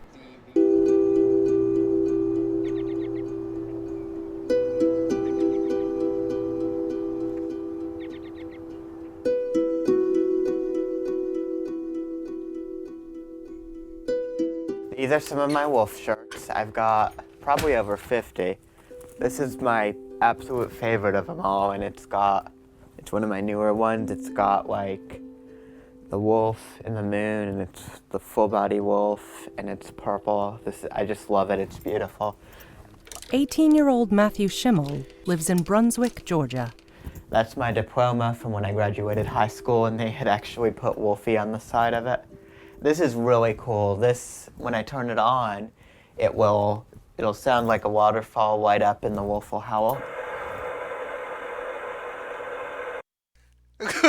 Hey son, what time is it? Oh Dad, it's a woo o'clock. He got a fucking clock that woos at him. It's amazing. It's getting there.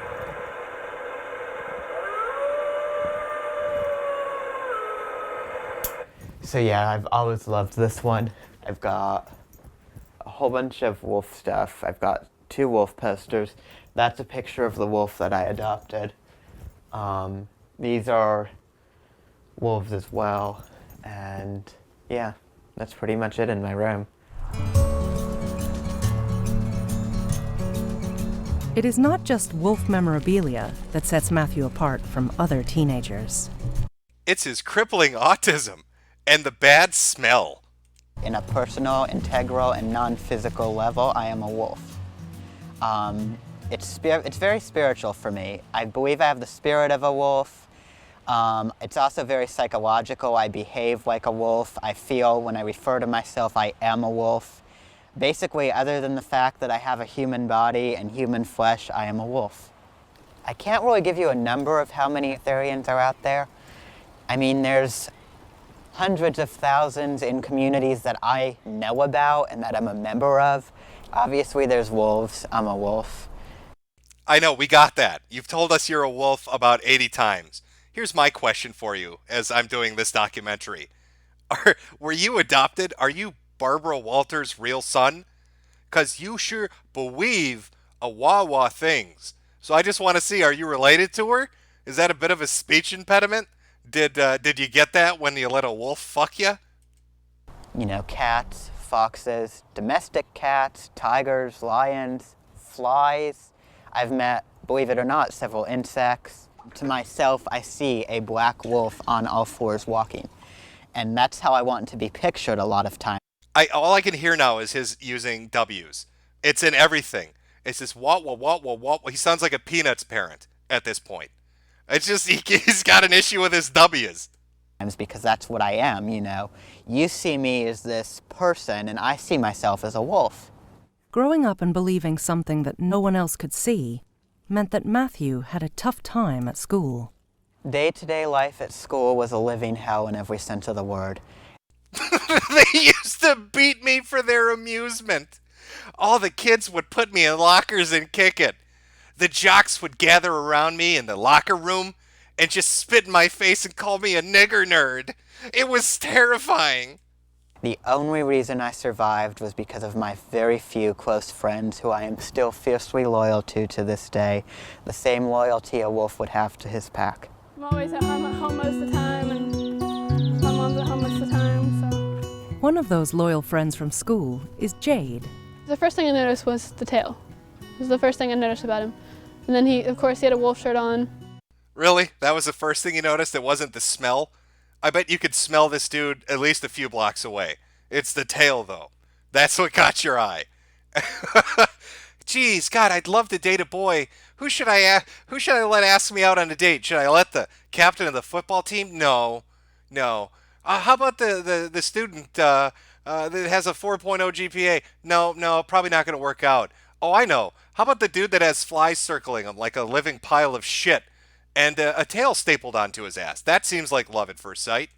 Jade is also a wolf and instantly bonded with Matthew due to their similar beliefs. He was the one who actually brought up Therians. And at that time, I was still kind of new to the whole concept. Like, I knew that about, me being... Women are women regardless of the situation. She was new to it. Anytime a woman enters into a new group or relationship, they will become interested in whatever the guy is interested in. She just wanted attention. And she happens to be dating a crazy asshole that thinks he's a wolf. So now, of course, she too is a wolf. She totally is a wolf, guys. A wolf, but I didn't know the technical term for it. We just hang out here, really. Yeah. It's a nice place to go. It's quiet. It's quiet. You can meditate here. No distractions from random people, you know.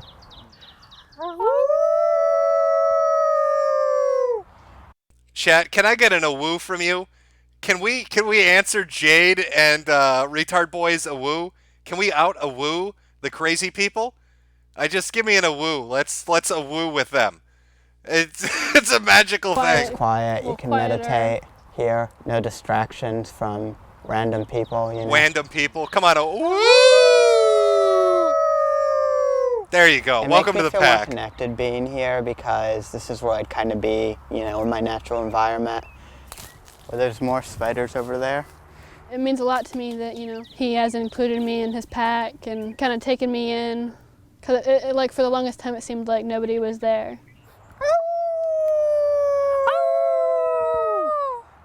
Awesome. Yeah. It's like I don't normally get to do that.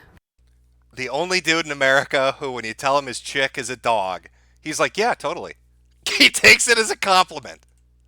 It's a huge release because you kind of have to bottle so much up inside when you're certain places, and you can just let it all out.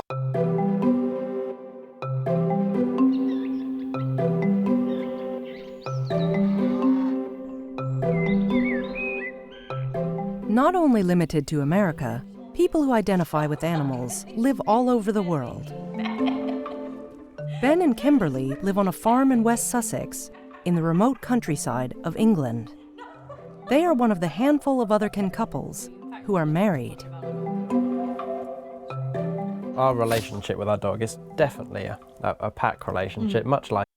I've already got really bad feelings about where this is going to go. I don't really trust furries and otherkins with pets, I'm going to be straight up with you. And when he's talking about the special relationship they have with their dog and how they're all a member of the same pack, fucking flags are flying up in the air right now. Like it is with any other dog, really, but I think in our case it helps a lot more that we're kind of a little bit attuned to maybe the way he's thinking. He's maybe a little bit attuned to the way we're thinking. It's kind of like having a little version of us.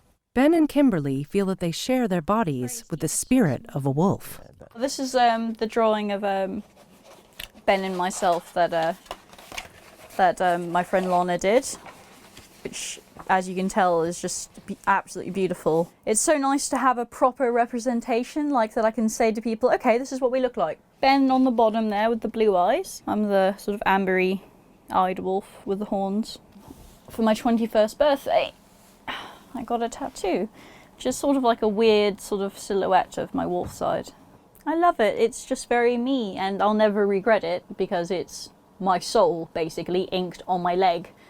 Ben and Kimberly have been together for 8 years and married for 2. The second I saw him, I was just completely attracted to him, more than I had been ever attracted to anyone. It was pretty much instantaneous, you know. I just felt really drawn to him. And I made it my kind of mission to find out who this guy was and who his friends were. And I kind of maybe even stalked him a tiny bit by finding out who his friends were and things like that. So, you know, a little bit creepy, but, you know, it worked out well for me in the end. There was just something about her that seemed right to me on a kind of a subconscious level at the time. Was it the fact that she was a fat chick that was desperate for any attention? And that she would put up with your crazy shit? Was that what you found special about her? And when we were together, we just clicked. Oh, I need your help. All otherkin and therians have one thing that bonds them together. It's the very moment they realize they are an animal. This is a process called awakening. Well, it came upon me around the age of 15, and as you can imagine, puberty being a difficult time for any teenager, and then you're having almost a whole nother puberty happen at the same time, and it's a frightening experience, you know, lots of new sensations and feelings that you're having to deal with. Kimberly discovered this as a teenager. However, for Ben, the catalyst for his awakening was meeting her. She shared her experiences with me. She listened to me more than anything, which was amazing to have someone to talk to that didn't look at you like you were a complete weirdo, and she was just there for me, really. I've been very fortunate to have someone. People will do the craziest shit for sex. Like, it's amazing to me.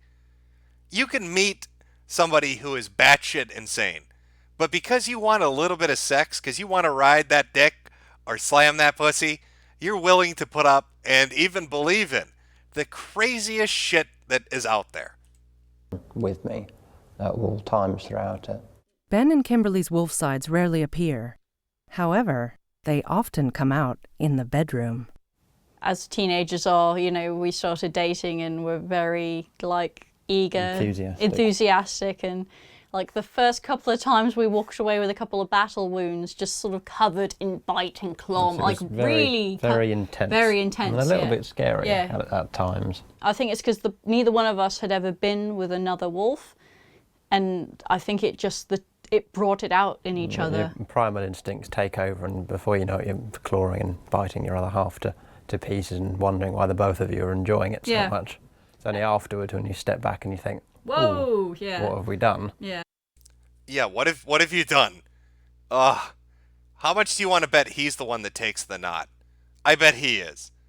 That look of shame on his face, I bet he is. She nuzzles his face as he takes the knot. You know, it all makes sense now. For both of them, they see their wolf side as a separate creature. Their wolves have their own names, personalities, and feelings. Kimberly has named her wolf side Luna. Unlike others, she has the ability to change into her animal side and let Luna talk for herself. I normally don't let her speak because she has a bit of a mind of her own. Holy shit, this crazy bitch is gonna channel the thoughts of her dog. Of course. This must be the beginning of mental shifting, before it became like a real solid thing for lunatics. This is what they were doing. They were mind-reading puppers.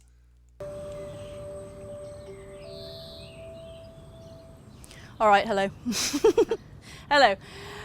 Yeah, I don't get let out very often.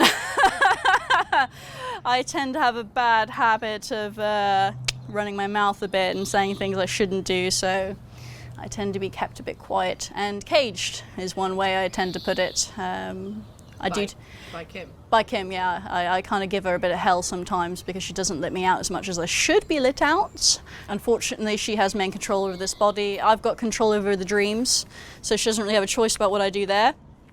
We've definitely lived quite a few lives together, and we've lived. So she thinks she's fucking Dr. Doolittle up in here, mind-reading her dog. I bet that's how she justifies raping it, right? I bet that's what she tells her other Therian friends. No, you don't understand. When we fuck our dog, I can read his thoughts, and he's okay with it. Can you telepathically speak with dogs? I can. And he gave me consent. Affirmative consent at every step. Lived lives on the other place as well as here. I don't know at what point our souls became one, but I feel that it has always been that way, and it's probably that way for a reason. So perhaps there's something we need to achieve or we need to accomplish.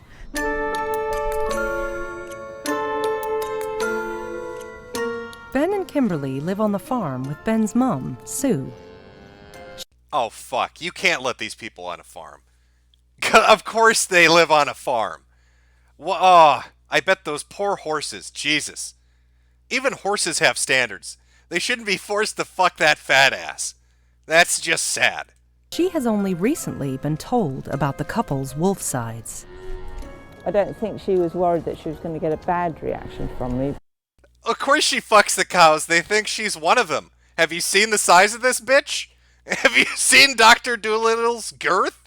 They're probably wondering why the fat cow's wearing a dress as it grazes in the field with them. But she's worried that, as Ben is, I think, that I'm going to think they're a little odd, you know. And they, you know, especially Kim, I mean, she's into all sorts of things. So it didn't really surprise me. But with Ben, it did a little. But Ben is a very deep guy, so a lot of the time I don't know what's going on in his head, really, so. Sue has seen firsthand the impact that Kimberly has had on Ben. I thought it was very similar to the impact that Kimberly has on the ground when she walks over it. There's a deep depression where her hoofs make contact with the soil. She's crushed him like she has the gravel road leading up to the farm. Half the shit this woman is shoveling in that barn is from Kimberly. She lives out there. Really? And then I think you have sort of mixed emotions because you think, oh, where is it coming from? Is that something to do with me as a mum, you know?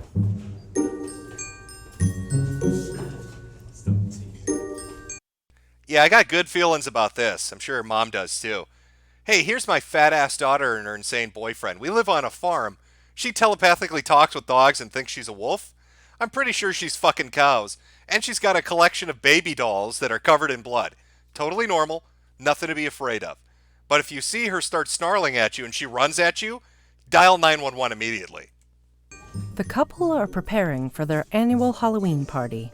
For my Halloween party, I'm making it look like kind of a abandoned asylum kind of thing. They are not only fortunate to have each other, they also have a group of accepting friends. You think that dog knows what's going to go down tonight? Yeah, Halloween party. By the way, this documentary was filmed in April. You know what I mean? Like, yeah, Halloween party, quote unquote. Josh was there when I awakened. Yeah. Josh is one of the few people I had to talk to about it. It sounds really ridiculous, but it just came up in conversation. With certain circles, this stuff just comes up. You don't even expect it to come up, it'll just come up in conversation and you're just like, yeah, sure, why not? On the internet, everyone is quite happy to talk about it. I guess it's a lot easier to talk about something when you don't have to stare someone in the eyes. Ben is preparing to let his wolf side out as he dresses up as his favorite character, Wolverine. I've chosen to... What? What? I believe I'm a wolf. That's why I dress up as an X-Man. Oh, okay. Okay. I think I'm a cow. Call me Magneto. You know, all cows wear a helmet and a purple cape and are capable of affecting magnetics. Yeah, I'm Magneto the cow, and this is my wolf friend, Wolverine. Go as Wolverine. One, because I like the character. I think he's fantastic. I've been a big fan of the X-Men, and also I think probably on a subliminal level to myself, because he somewhat matches my other kin side. I like his independence. Yes, Chad, Moogneto. There you go, Moogneto. There, that's my other kin persona. His devil-may-care attitude, the fact that he's, alone a lot of the time. He's a big, strong, powerful character. Slot in between knuckles, 3 on each fist. Cheap, low budget. Some of their friends also feel like they have an animal side.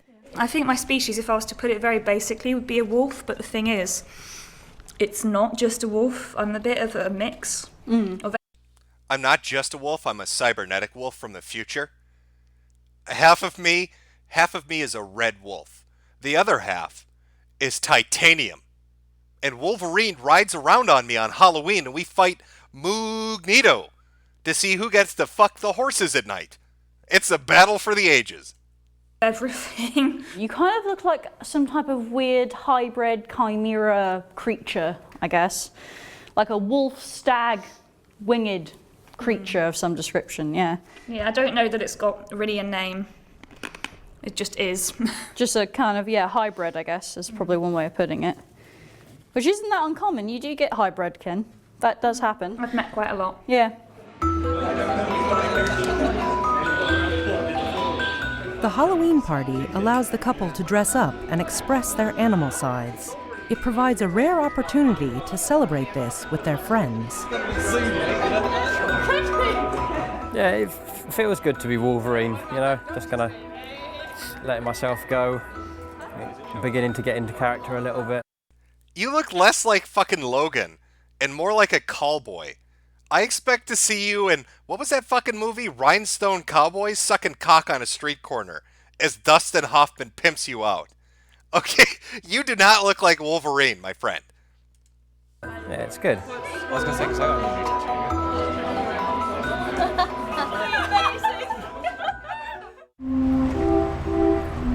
18-year-old Matthew Schimmel believes that he is more wolf than human. While most teenagers his age enjoy hanging out at the mall, Matthew enjoys shopping at the local pet store. I used to have one kind of like this one, but it was bigger and it had reflective paw prints going on it. It doesn't look like they have the reflective I'm very sad because they don't let me shop at PetSmart no more. Because I fucked the poodles. And now I gotta buy my dog collars here. Okay, buddy. I used to love those. And these ones I really like just because they're so much bigger. It doesn't really feel strange buying them. A lot of times people don't even notice. They just think, oh, he probably has a dog. I'm looking for a collar or one of those bracelets with the paw prints on it. Oh, I don't know if we've got any of those left. Do you have the collars, though? No. The only collars I have are the general collars, but I know which one you're talking about. We carried those for a while. The only animal I want to see this retard pretend to be is Yeller. That's who I want to see. You be old Yeller, and I'll help you. I'll help you other kin cosplay that one, buddy. You can LARP as old Yeller, and we'll see how that plays out. We've got other And then I've got some collegiate collars out front. But yeah, all these, and I have the nautical and the reflectives, but none with the paw print. I know exactly what you're talking about. Now, one of these will fit me. Yeah. Okay. Then Oh, yeah. They're good. Okay, is that all for you? Yes, ma'am. All righty. $14.79. Do you accept Monopoly money? Mama only give me Monopoly money because I'm not allowed out of the house no more.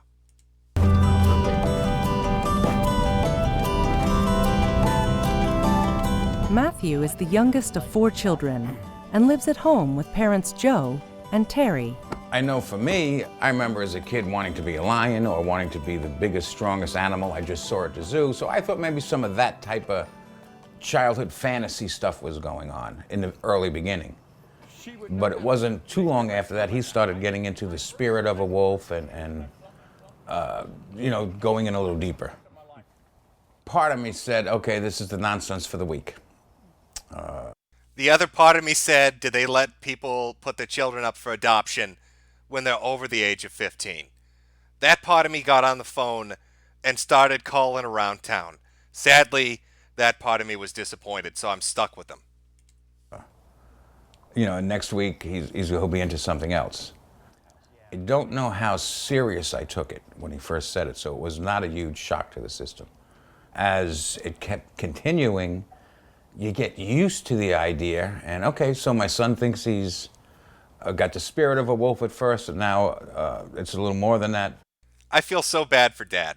I can imagine all his fucking friends coming over for a football game, and they're all drinking beer, and they all know this guy's son is a fucking retard. And I bet they love to make him try to explain it every time they get drunk.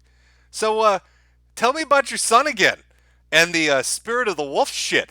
Well, tell me a little bit more about that, pal. How you raising your kids over here? I heard he hunts rabbits in the fields or something.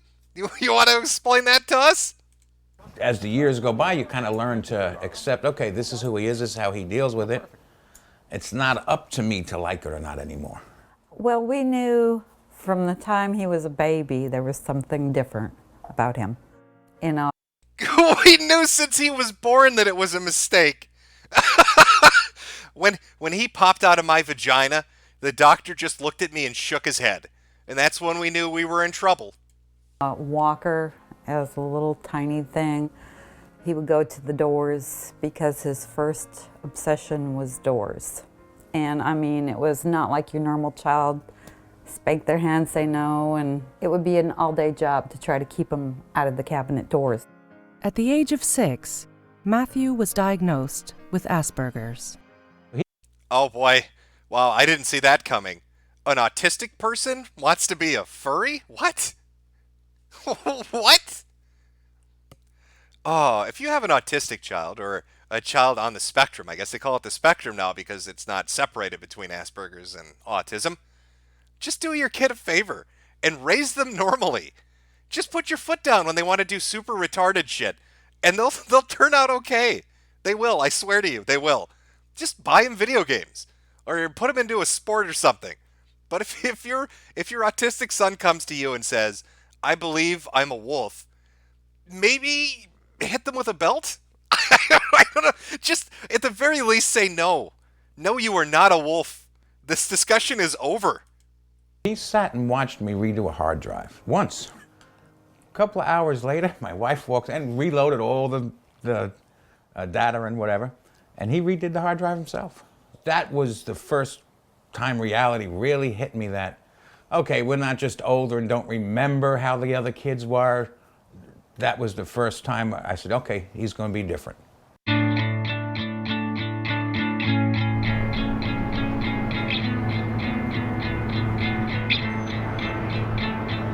In Buffalo lives a small community of Therians who run an amateur radio show.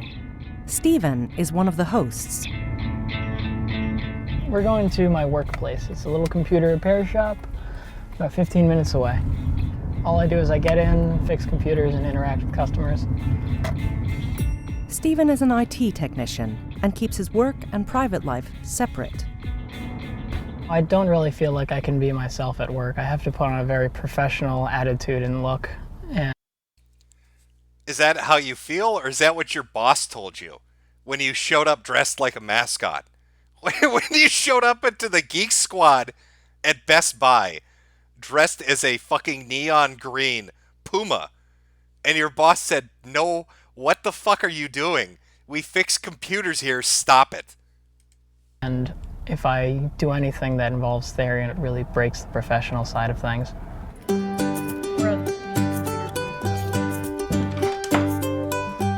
It's very difficult for someone to be themselves and also continue that life. All of normal life is a very strange and abstract feeling. Everything is structured very differently compared to the wilderness. Stephen believes he is an African leopard and likes to go by his leopard name, which is Shroud. He has strong feline traits and likes to run and hunt. This motherfucker's in the park hunting ducks. Could you imagine you drop your laptop off to get it fixed? It's like running slow and shit.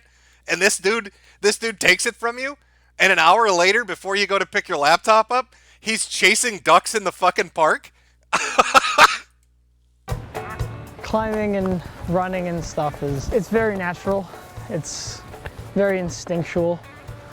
So when I'm climbing up a tree or something and I lay down on the branch, it's pretty close to what I remember. His leopard side is based on a series of intense memories. When I was little, I had a lot of smaller memories, usually of laying on a tree branch or sitting on a rock and looking out across the savannah. And this was before I even knew what the savannah was, before I'd even seen a photograph or a video. Externally, I am a human being. I have these hands and this body, but internally, I am a leopard. I have the mannerisms and the behaviors, the thoughts, and the memories of it. I don't know many leopards that speak English so fluently, or dress themselves and wear prescription eyeglasses. I didn't know you had all those mannerisms down. This is remarkable. Leopards like to give TV interviews, do they? I'm learning so much. This is much better than National Geographic. Who needs those TV shows about wildlife when we've got Mr. Leopard here to teach us his culture? An African leopard. I don't consider myself human at all, other than my body. I see my body as more of a vessel that doesn't match what I really have inside. Stephen lives in Buffalo, where a small community of Therians have gathered. It is one of the reasons he moved here. Through the internet, he has met hundreds. Oh, hey, bing, bing, woohoo, bros. I'm not saying there's a correlation going on here, but autistic people that think they're werewolves and shit and Nintendo consoles seem to maybe go hand in hand. I mean, he ain't holding the fucking PlayStation controller. This dude ain't playing a 360. Just putting that out there. Hundreds of people who believe that they are also animals. He now lives with one himself, Timothy, a raccoon. That's my plushie net, stuffed animals, plushies, various stuffed animals I've collected over the years. Some I've had since childhood, some I bought in the past few years. Timothy is not just a raccoon. He is also Stephen's partner. We've been together for 4 years. Almost. Oh God, I'm being hugged. I've known you for 4 years. It hasn't been 4 years since we've been together yet. Oh, it was right. Yeah, we all know leopards and raccoons get along so fucking well. Well, yeah, pretty close. Like in February. 3 months away. There's no raccoons in Africa. And I'd imagine that in the wild, a raccoon might be prey. No. We're backing that up for a second. They tried to subtly put that in and then act like it was nothing. No. Back that up. Where is it? Away? There's no raccoons in Africa. There we go. Do you notice they had to blur it out? Because the raccoon has a massive erection. The raccoon has a giant fucking boner. What the fuck? Nice. Very subtle documentary. Very subtle. This is normal. This is totally normal. This is what the suburbs in a normal American town are like. Nothing awkward about. Is that the Star of David?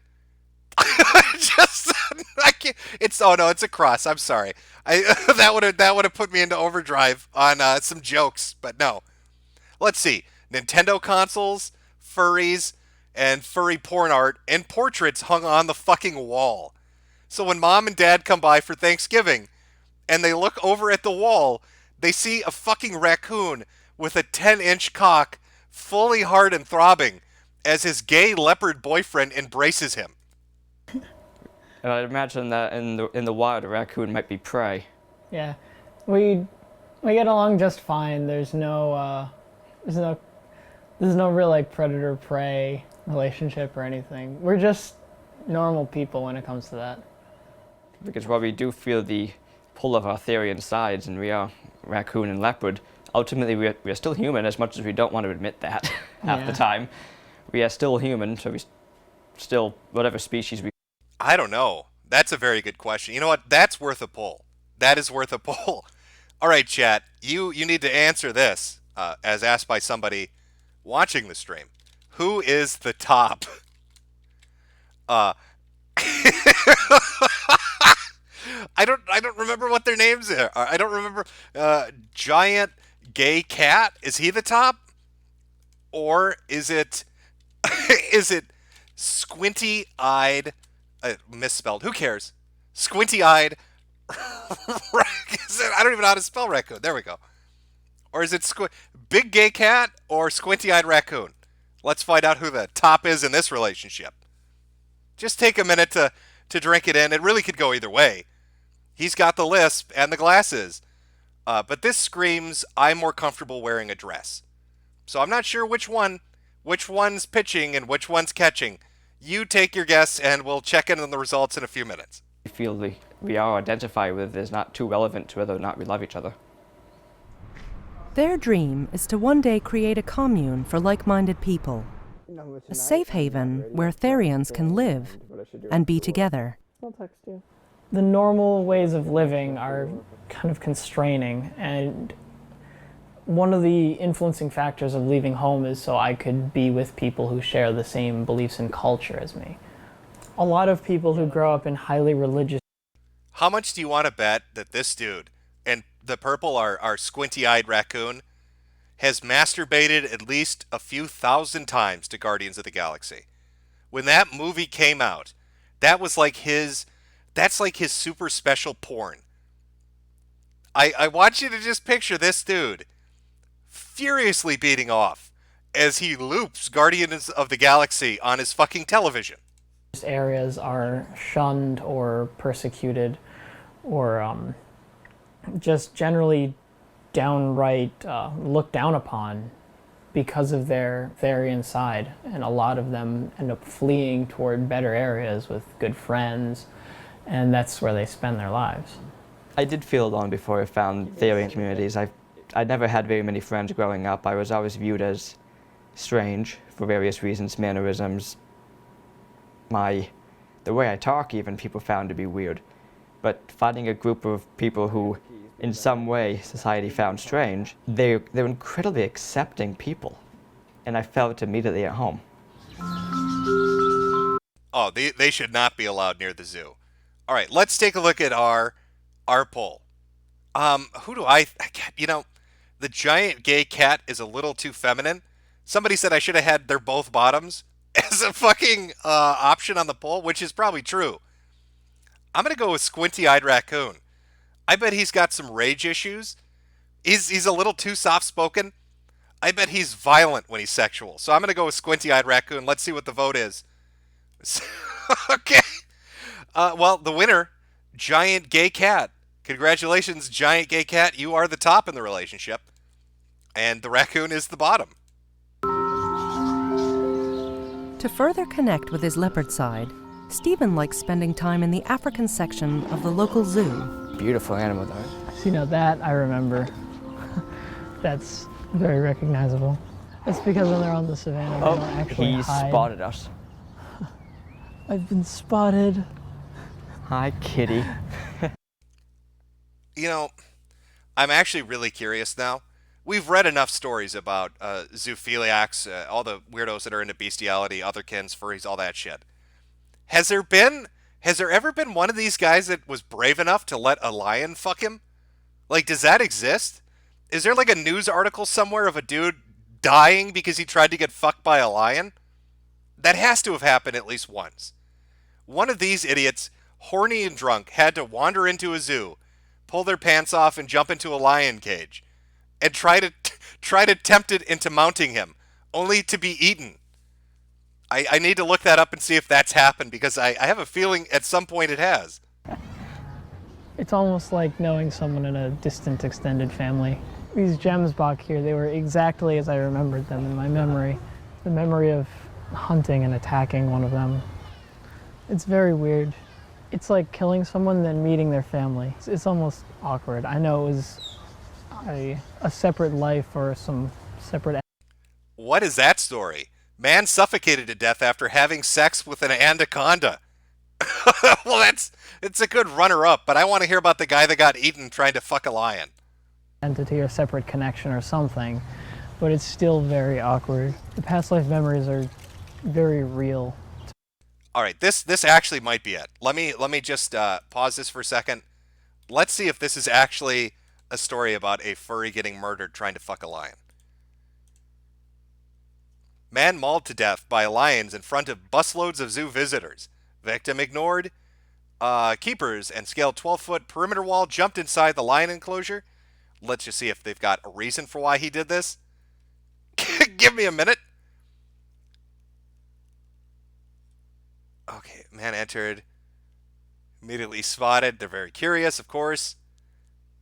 Okay, but there's nothing saying why he did it. We need it to be blatant. It has to be very blatant about why he's jumping into the lion enclosure, instead of just being an insane asshole. Okay, I'll look into the rest of that later. We're nearing the end of our documentary, so we'll finish this up. There we go. To me, they're as real as all the other memories I have. It's almost unsettling to be here and look at them, but at the same time, it's yet another link, another connection to the inside, and another way to bring the memory back a bit. The group in Buffalo don't just identify with being animals. They also dress up as... You know, I'm not even gonna... This story right here, I'm just gonna say outright, I don't think it's bestiality. That's just Australian shit. I can picture an Aussie dude getting high off his mind on methamphetamines and deciding he's gonna fuck a crocodile. I don't even think he's into bestiality.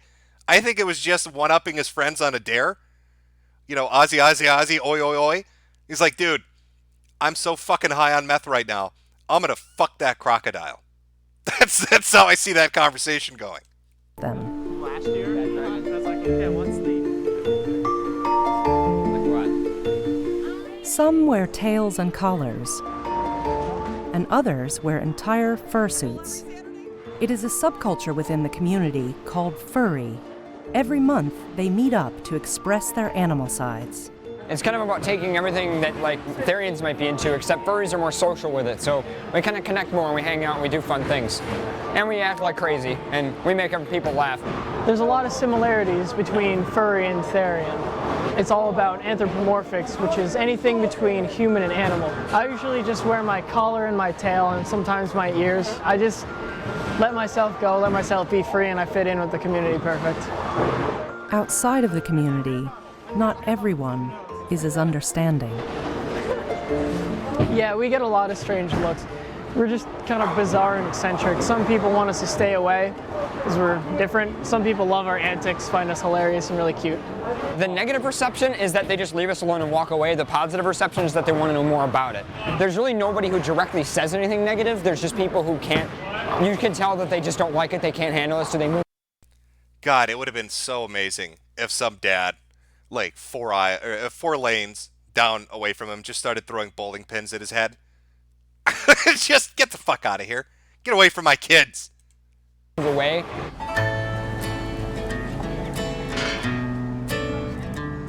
In Brunswick, Georgia, Matthew has been waiting for his 18th birthday to fulfill one major wish. It is something that would make him feel truly like an animal. I haven't liked my name since I was in elementary school, and the reason being, I've just never liked the way it sounded. It wasn't even an identity thing back then. It was just I didn't like how it sounded to my ears. And I've always wanted to change it. I've always been called some sort of nickname throughout school. Now that Matthew is 18, he has the right to change his name to his wolf name. This is my signature, well, the one I use whenever I can. When I change my name, I'm going to use it everywhere. That's my paw print, and that says Shiro Wolf right under it. Okay, Prince. Real fancy. Oh, what does that say? That's my paw print name. It's not pronounced as anything. It's just a special symbol that I'm going to make you try to pronounce to annoy you. Gotcha. Actually a mix between Japanese and Norwegian, and it means white wolf. Despite Matthew's determination, his parents are less enthusiastic. They are concerned it could hold him back.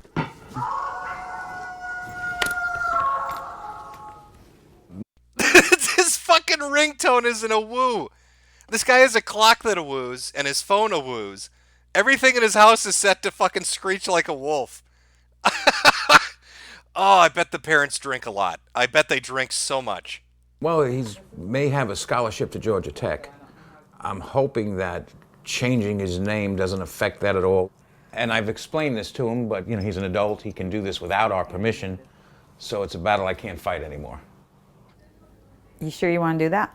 Yeah. Better be thinking ahead because you're going to need... Okay, this is passive parenting.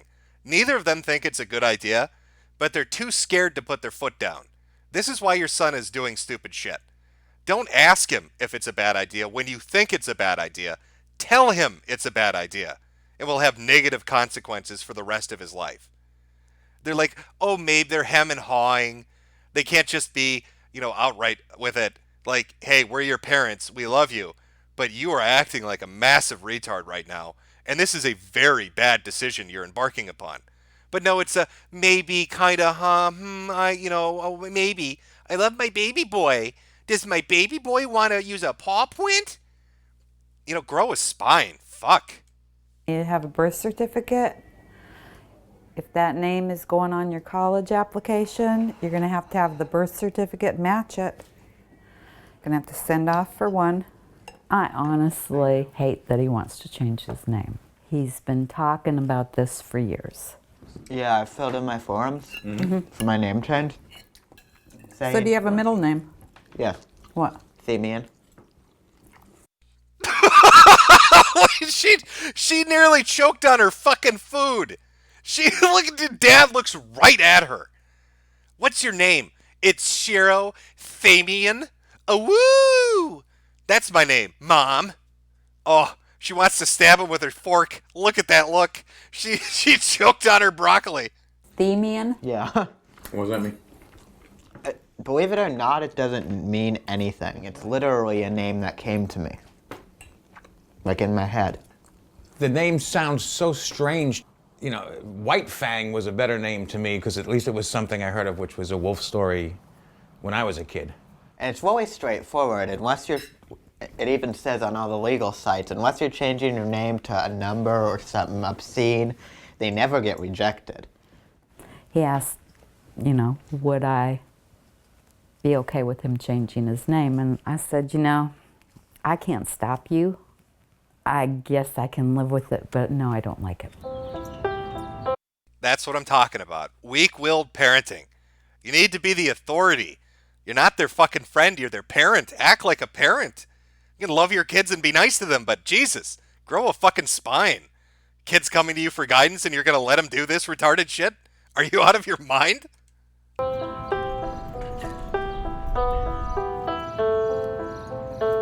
Today is a defining moment for Matthew. I'm feeling excited, I'm finally doing this, we're here. It's very exciting. It means I'm a wolf, officially. Despite his parents' worries, he is adamant that this is the right thing for him.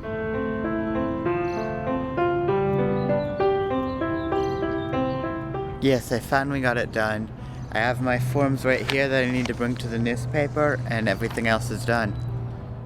In order to make the process legal, Matthew must finally submit a request to the local paper. You remember, like, well, maybe this is before a lot of your time, but back when they used to do TV serials that people actually watched, you know, 60s, 70s, 80s, and 90s, there was like a common theme that would always pop up when it came to kids wanting to do stupid shit, which was you'd let them do it, but you'd push it so far they'd never want to do it again. One of the classic examples, you catch your kids smoking, you sit their ass down and you make them smoke like 5 packs in a row till they get so sick they don't ever want to smoke again because it's a bad experience. Maybe the approach to something like this is your kid comes to you and says, I think I'm a wolf. I have a wolf spirit in me. You say, okay, I think you're a wolf too. Then you drive them out into the woods, take all their possessions, and say, I'll come back for you in 3 weeks. You live with your wolf brothers. You don't need us. You're a wolf now. You hunt and scavenge and do wolf things. I believe in you, son. And when you come back 3 weeks later, they're sobbing under a tree, cold and hungry, and they've realized they are in fact not a wolf. Hi, how are you? I'm submitting the form to change my name from Matthew Schimmel to Shira Wolf. You have a seat if you like. Okay. I truly believe that names have a lot of effect on things, even though you try not to be. You get preconceived ideas.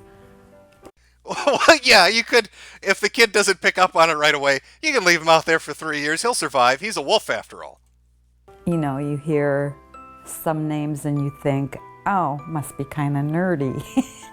But then you hear Shiro and you think, what is that? I mean, you know, you can't even put like a nationality or anything with that to me. Shiro is S-H-I-R-O. Yes. And I told him I'd be okay with it, but yeah, it really bothers me. But the ultimate goal is his happiness.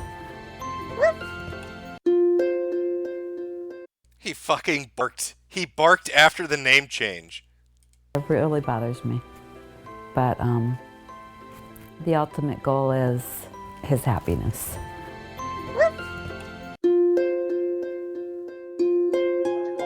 Answer would be to say that given the roots of the furry fetish. In Buffalo, New York, live a small community of people who believe that in some way they are an animal.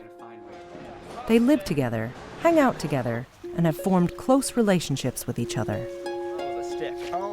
Caleb, Stephen, and Timothy have fully immersed themselves within this community, and their relationship together is not conventional. When I first met these guys, me and Shroud really hit it off, and we had a connection, and we were never limited in that connection because you were so graceful and just everybody being together. And then we kind of ended up realizing that all three of us is what really made the environment, and when it was just me and him, it wasn't really, as fun to be around each other. They are in an open, polyamorous relationship. Oh, we found the top. That's why it didn't make sense. They were both bottoms. Holy shit, chat, you were actually 100% correct. They're in an open polyamorous relationship. The wolf is literally the alpha fucking the two bottoms. Meaning that they can have multiple partners, whilst also being together. I've never really been the monogamous type. I've been in monogamous relationships before, but each and every one of them was destroyed by jealousy. Stupid, petty jealousy. And then I got into a relationship that was more open on my then boyfriend's side. He was very open, very, very polyamorous, and he pried it out of me. And the more and more he showed me it, the more and more I realized, oh, I don't have to be jealous because there's nothing here to be jealous about. It's something that works for us. It's not something that works for everybody. There's no way it ever will. Look at that smile on his face. I suppose in the land of the retards, he is king. All right, this is the alpha wolf fucking the gayest raccoon and the gayest leopard he could find. Look at him standing, legs spread apart, hucking stones, showing his dominance. He's banging them both. Exactly. It's just something that solved the problem for us, and we've worked with it for years. As far as how it developed between us, it's just obviously we shared similar viewpoints, similar spirituality, similar philosophies on life, and we just kind of meshed. And since we weren't limiting ourselves, since I wasn't saying Shroud's mine, you can't have him, it just kind of developed. Just like any other relationship. If anything, we think it's just a pile of people having sex. No, there's love, damn it. If sex happens, it happens, but there's... You're correct, Chad. He has a harem, or in this circumstance, a hairy harem, because they're all filthy animals. He's got a whole group of them. Drives them around in the fuck bus. It's the alpha wolf driving the fuck bus full of retards, all dressed up like different animals. What flavor of the week is it going to be today? The raccoon? The sea lion? I don't know. I'm going to fuck them all. Love. We can be with other people. We have other relationships. We have other partners. It can get complex. It can be simple. It can be whatever. But I guess what the idea behind our relationship especially is no matter what culture will say a relationship is or isn't, or how it should or shouldn't be, what's acceptable or what's not, we don't care. As long as we are happy with each other, that's all that matters. We just do our own thing. I see in the furry community, they boast about, having the polyamorous, but it really ends up being a lot more complicated than they think, and there's been a lot of hurt. I've seen Caleb in relationships and out of relationships, and I see them struggle with it, and there's a lot of drama to it because they're young people, but I don't say anything because they believe that this is okay. Yep, again, have you noticed the common factor with all the parents? I don't say anything. I think this is bad. I think this is mental illness. I think this is a mistake, but I don't say anything. That's why these people are on a documentary today, because the parents didn't fucking say anything when they had the chance. She knows her son is insane, but she's not going to say it because it's uncomfortable. They want them to be happy. They don't want them to survive or be successful or be independent. They want their happiness first, which in their minds means I don't say anything when my child does degenerate, stupid shit. Okay. But I think they're going to find out on their own that things can become very, very complicated.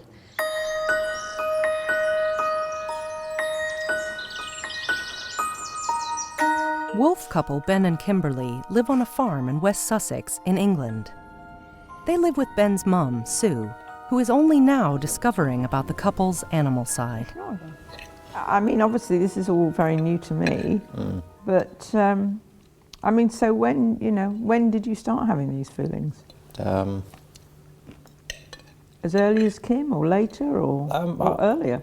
Thinking about it, probably a little bit early before Kim, but not really realising what it was at the time. I just kind of pushed it all back and forgot about it. What did you think it was? I mean, what? I had absolutely no idea, and your brain doesn't really kind of comprehend things like that. It just ignores it and kind of copes with it. But then when I was around Kim, she was doing much the same things. I thought, well, that must have been something. Yeah. And then those feelings start cropping up again. And then kind of becomes very evident that there's a reason for it, as opposed to, you're just going crazy. If I had those feelings, you see, it wouldn't say to me that somebody else was driving me. What makes you think it is this inner spirit within you? I can hear it, I can feel it, and I just know it's there. It's like, do you see it? It's faith. Do you see it? Well, yeah. Take you it talk like about that. faith. I mean, I have faith, but I don't. Are we going to finally see a parent try to put their foot down a little bit? I get the feeling this particular mother maybe didn't know how crazy they were, right? And started finding out when the documentary film crew showed up and told them what the documentary was about. And now she's trying to gauge if her son is actually insane. Do you see the wolf spirit, son? Does it talk to you in your mind? Does it tell you to hurt yourself? Don't ever feel that I have somebody speaking to me, but you are convinced that it is a spirit, and a spirit within you, as opposed to just you having these feelings. Well, it's exactly the same, just I don't voice it as much as everyone else does. Yeah, I mean, I'm just trying to understand it, sweet, that's all. It's a very difficult thing to try and explain. You've just got to take it on good faith, really. Yeah, I'm not saying you're a lie. I'm just trying to understand it, really. Or it's not an easy thing to understand, obviously. Look at her. She's you can tell from the body language. She found out her son thinks he's a wolf and his girlfriend's a wolf. And now she's trying to very subtly pull the cat away from them. Look at her guarding it with her body. She knows what's up. It's starting to, the numbers are starting to compute in her head. 2 + 2 = 4. Your son is fucking the cat. It's weird though, because it's so normal for us now. Well, yeah. Obviously, a lot of people would not think it were normal. Oh yeah, but I'm not saying all of my friends, but a lot of my cattle friends would think that completely bizarre. And they wouldn't even look any further than, that the pair of them would need help.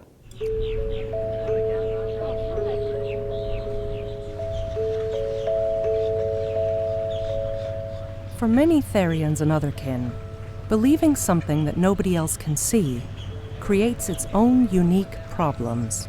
It's very annoying that other people can't see how I feel, not just on a Therian level, in general. I think and feel so differently from most people and they don't really understand it.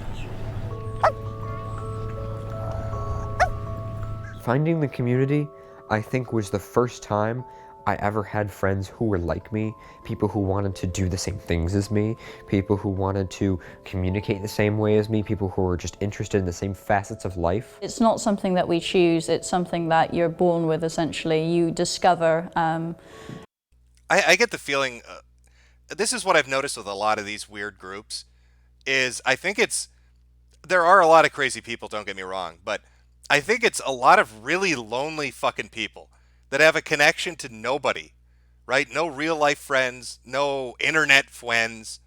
They have no outlet, no other human being that will give them the time of day. And so they latch on to crazy shit like this just to feel a part of it.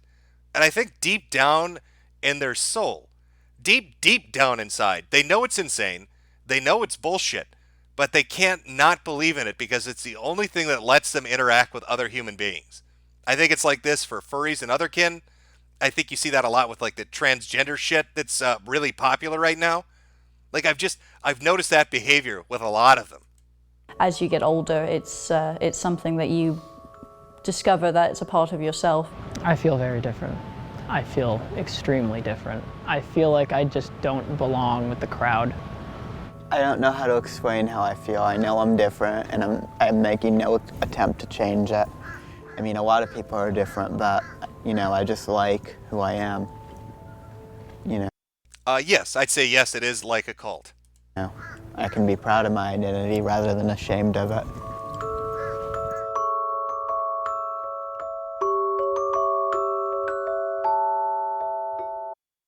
Well, there you go. I hope you've enjoyed our journey into insanity with the Therians, the otherkins, and their amazing transformations into all the animals they think they really truly are deep down inside, which they aren't, by the way. There's no animals out there that use computers and wear eyeglasses and eat with a fork and a knife, speak English fully. I think maybe we need shock therapy for this. Maybe we need to just drive them out to the woods and let them see what it's like to be the animal they think they are, so they can realize they aren't actually that animal. Maybe that's what's needed to fix this. It's like those camps for kids that misbehave and they drive them into the desert and leave them out there for like a month. That kind of shit. Maybe that's the solution. Who knows? Oh. And yeah, I got to look into that chick too. Whatever the fuck that was. Because there was some crazy shit going on with that. All right, let me read the last of the super berries here so I don't miss them. Gotta make them berries. From some fucking guy. Fuck you, nigger Jim. Streaming while I have to go leg day and squats. Genuinely confused why these fags are even attracted to the human form, though. Like, shouldn't they be repelled? It's a very good point, actually. I suppose that is a really good point. Why are they in polyamorous relationships with other humans if they want to fuck dogs? Mittens 319, furry should be deliced. I read somewhere that Zyklon B is perfect for that. Nat Lynn Husky, this hurts to watch. No amount of Kharkov could wash away the pain these people's existence away. These shits are part of the reason why furries have a bad name. Part of the reason. There are a whole bunch of other reasons too. Kaiser Split Dick, Imagine my shock when they are either all gay, bi, heretics, pagans, mentally challenged, or a mix. Really makes you think.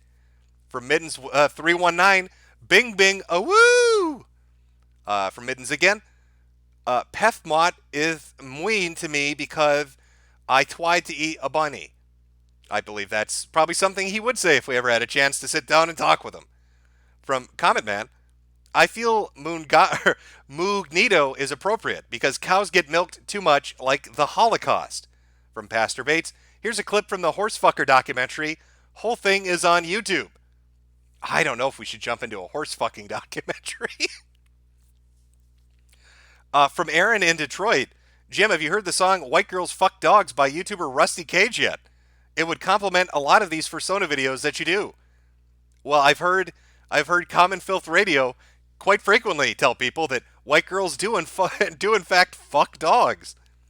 From Metokurist, God, British girls are always so ugly. Also, Jim, there is a mouse out there that actually howls at the moon. It's hilarious. From The Vile Delinquent, noticing a lack of birdkin thus far, I wonder if they went extinct trying to fucking fly. That might put an end to their LARPing. Again, from Vile. Jim, you have to find the radio show and call in. From Rogue Fragment, a bit unrelated, but did you see the documentary called Abducted in Plain Sight? Basically, a kidnapper made the dad gay, cucked him, and kidnapped his daughter twice. It's about what happens if you become a turbo cuck, basically. From Acerwarn, it's always wolves, isn't it? By the way, you hyped for Pokemon tomorrow. How do you think they'll fuck it up this time? I don't know. I think it'll probably be a disaster. We'll see. We'll see how it turns out. From The Vile Delinquent, they're always a cool animal too, aren't they? Always a cat or a wolf or a tiger. Never a cockroach or an amoeba or some shit. What a coincidence. From rig number 438642. Finally, I catch one of your streams, you mong. Did you talk about the Discord cache? Also, you never told me your main on King of Fighter. If you're talking about Discord, yeah, there was a guy that put up a video. I can't remember his name off the top of my head.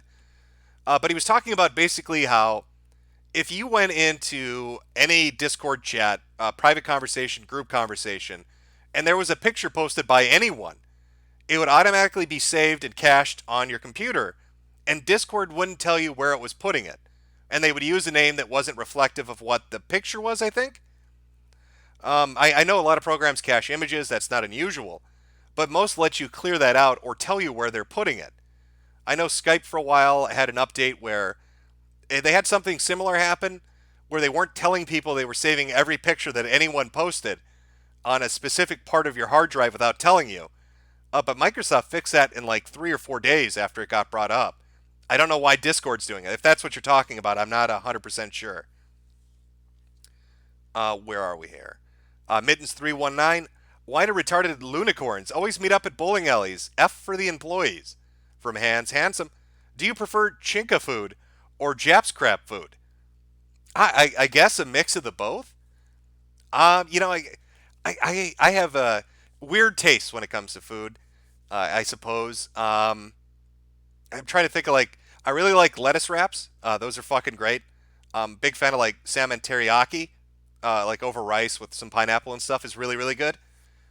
But I don't know. I'm not a huge fan of sushi, I guess would limit it. From Jolly Jumping Jigaboo. I want to fuck Midna so bad I want to slurp up her legs like big noodles. I want to eat every meal of my life off of her fat ass. I want to dump my cum in her rump every single night. I want to fuck Midna so bad. The One Freeman.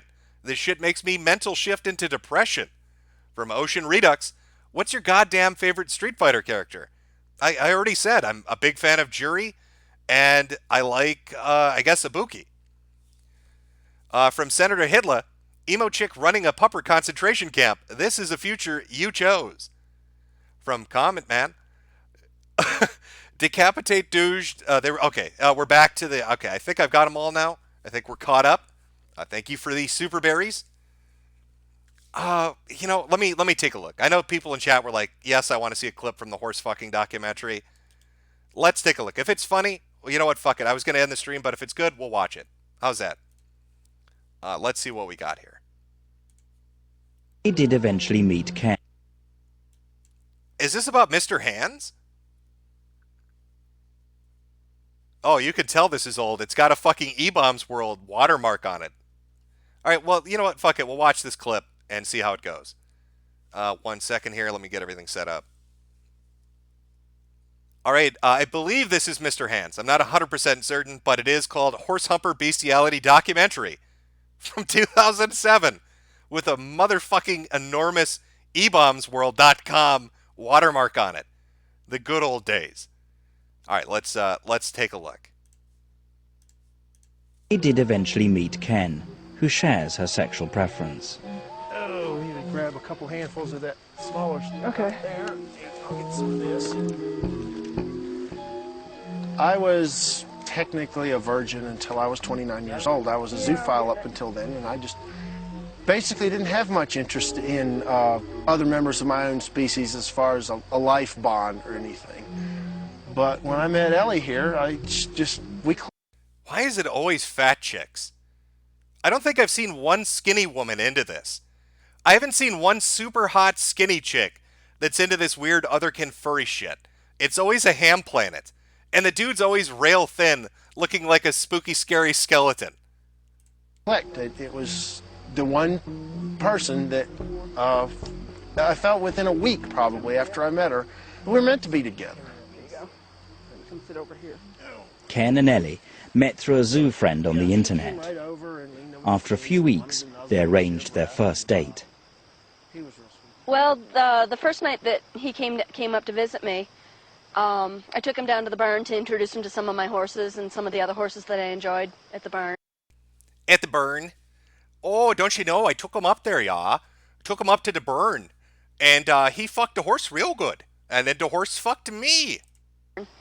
And I took him in and introduced him to my miniature stallion. And kind of, I don't know if it was subconscious, I was very nervous and kind of wanted to do the shock factor, as it were.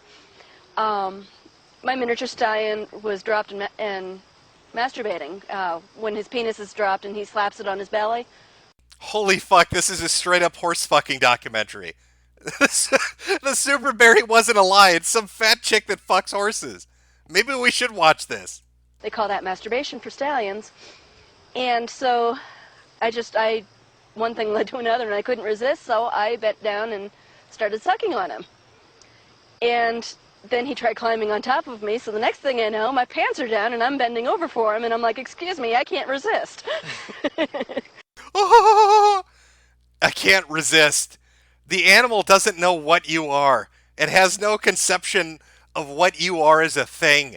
You're sucking horse dick. It's probably confused. It wants to eat fucking oats and grains and shit, and you won't stop touching its dick, you fucking perverse weirdo. And I guess part of me said, okay, either he's for real and he won't mind this, or he's not for real and he's going to be totally freaked out by it and run. Obviously, he didn't run. No, actually, I was very tempted at the point to have... Oh, I can't... Okay, this guy looks like someone. Somebody out there has to know 80s rock better than I do. I can't pin the name down, but he looks like somebody from like a hair band from the 80s. He looks like a dead ringer for it, and it's really bothering me right now. If you know the name of the person this looks like, it's some fucking glam rock, hair rock band from the 80s. But he's like a dead ringer. Sloppy seconds. It turned me on. It was so erotic to watch this, and just the whole thing. And no, not Wayne's World. It's not a fat Garth, though. That is a very good guess. Didn't shock me at all. In fact, I was like, this is pretty cool. I think I found somebody here that might be on my plane here. Is it? It might be Meatloaf. He's a little Meatloaf-ish looking. I'll give you that. And it went from there, and here we are, married. Yeah. Well, I have vaginal sex with my miniature stallion. He's not a whole lot larger than most humans. He is a bit bigger, but not uncomfortably so. I like to suck on him orally. God, they have no fucking shame. You're sitting in a field with a stranger talking about sucking horsecock. At least look down. Act like you feel a little guilty about what you're talking about. And he especially enjoys that. I have anal sex with the miniature stallion. He penetrates me, and it's What? Oh, Garth, what the fuck are you talking about? I let the horse fuck my ass? Oh, why are you telling a stranger this in a field? I have anal sex with the miniature stallion. He penetrates me, and it's pleasurable, but it's not real intense. It's like I said, How much of a fucking insane cock whore do you have to be to say, you know, when the horse fucks my ass, it's just not intense enough for me. When I get nailed by horse cock, I keep thinking to myself, could be bigger, could be rougher. This man is going to die. pleasure that I get from it is more from knowing how much he enjoys having sex with me.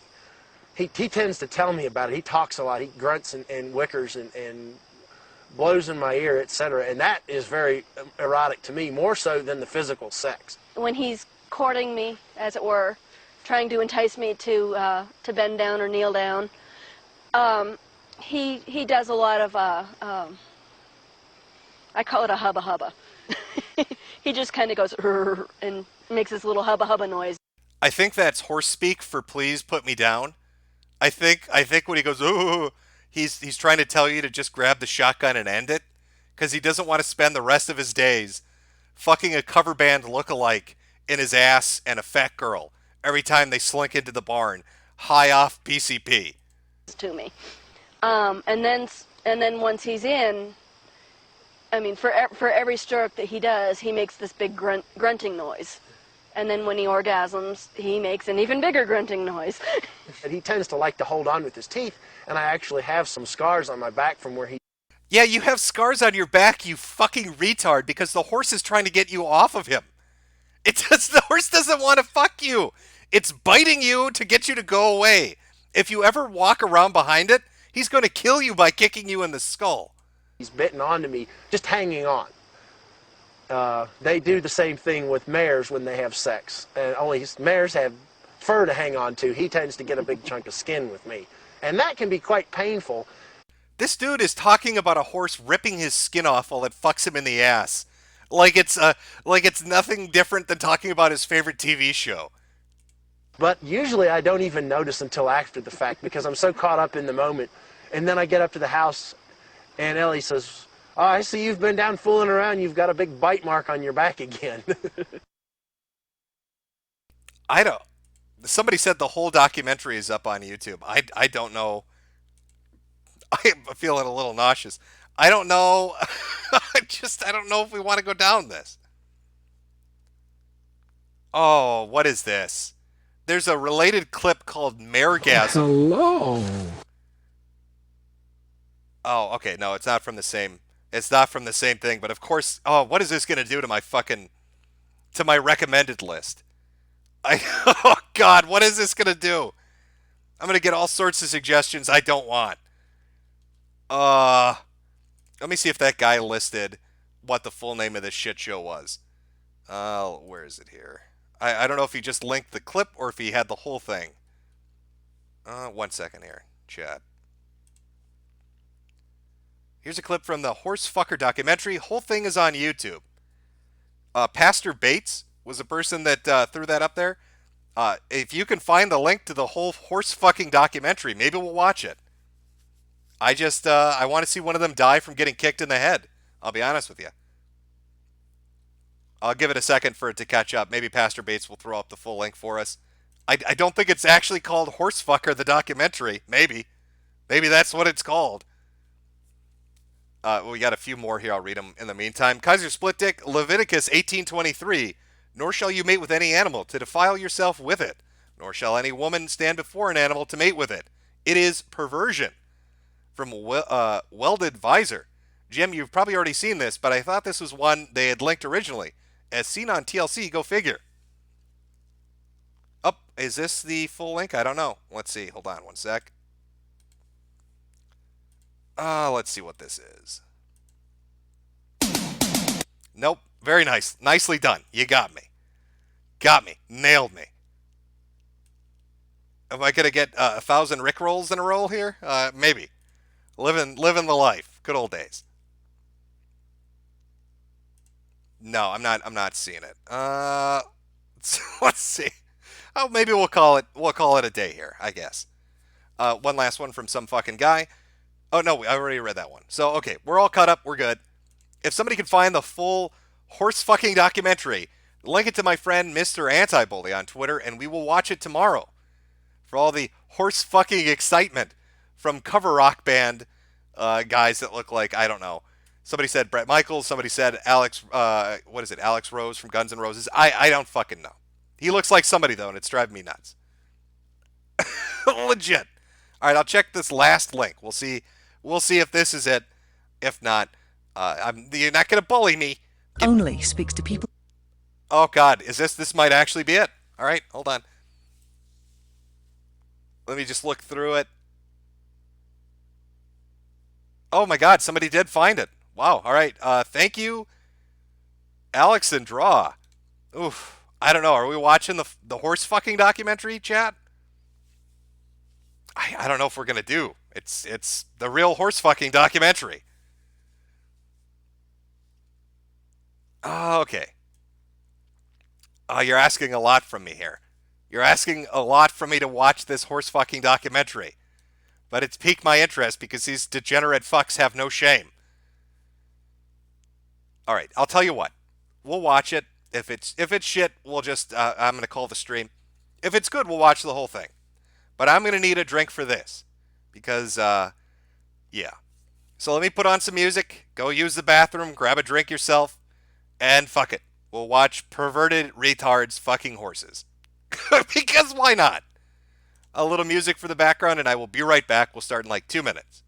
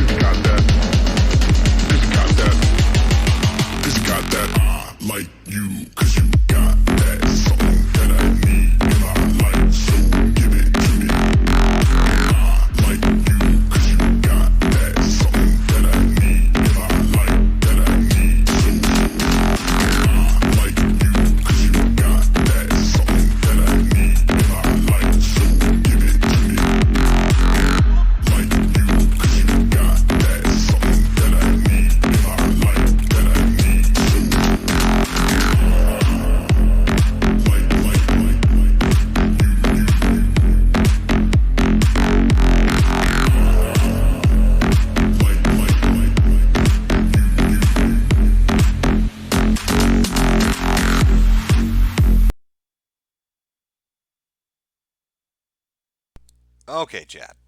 We're back. We will watch this abomination of a documentary about the descent into madness that Western civilization has embarked upon.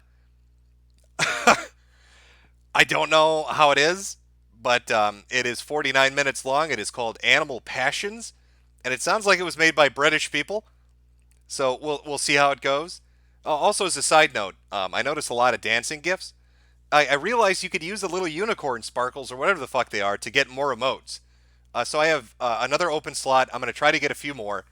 If you've got a dancing gif or an emote that you want, send it over to my good friend Mr. Anti-Bully on Twitter, and I'll pick a good one and we'll use that.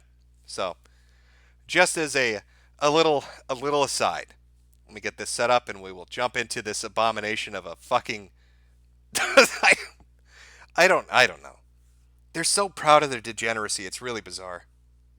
It's like shame as a modern concept doesn't exist anymore. Okay. This is Animal Passions, the full documentary. Let's do it. Hope you all have a strong stomach, because we're going to be hearing about fat chicks getting fucked by horses. I'm suffering for you, chat. This is going to fuck up all my recommended videos. YouTube is gonna think I'm a really sick motherfucker because of this. I hope you appreciate it. Let's start the journey. Only speaks to people who've broken one of society's ultimate taboos, the illegal practice of sexual contact with animals, a subject some people may find disturbing.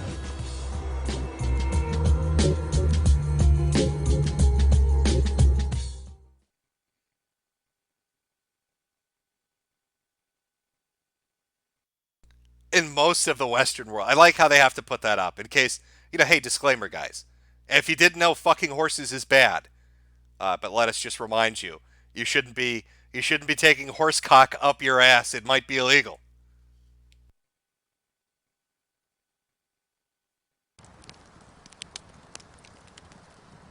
Oh my gosh, fire! You know what? I'll answer that one. Somebody in chat said, "What does Jade say about this sort of stuff?" I can't let her on stream to give you her opinion, because I'll probably get banned. I'm the PC one in the relationship, if you can imagine that. Jade would have the way she would phrase it would be quite different. Don't shake it, you'll spew it everywhere. There was never a day in my life when I was growing up and I said, okay, I think I'm going to go have sex with animals today. It started out when I was very small. I just had a deep connection with animals, all the pets that we had growing up and all. I just felt deep feelings for them, and as I grew older and these feelings matured, it eventually moved on to sex. There was no decision made. I see animals as spiritual beings first, and because I see them as my spiritual equals, I don't have any issue with seeing that that. Look at Paul Bunyan here, trying to act like fucking animals ain't a big deal.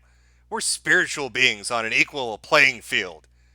Except, humans are the ones that came up with language and have a concept of self and built civilizations and clearly know what they're doing.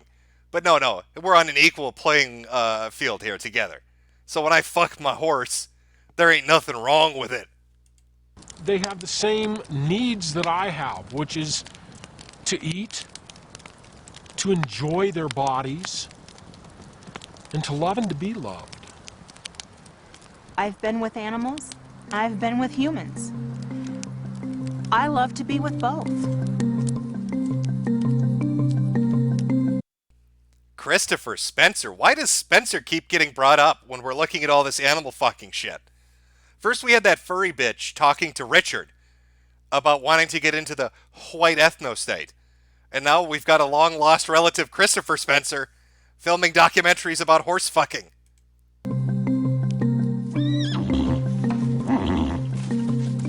"5 years ago, I made a film about people who choose to have sex with animals. After it was shown, a number of zoophiles, as they like to be known, wanted to tell their stories.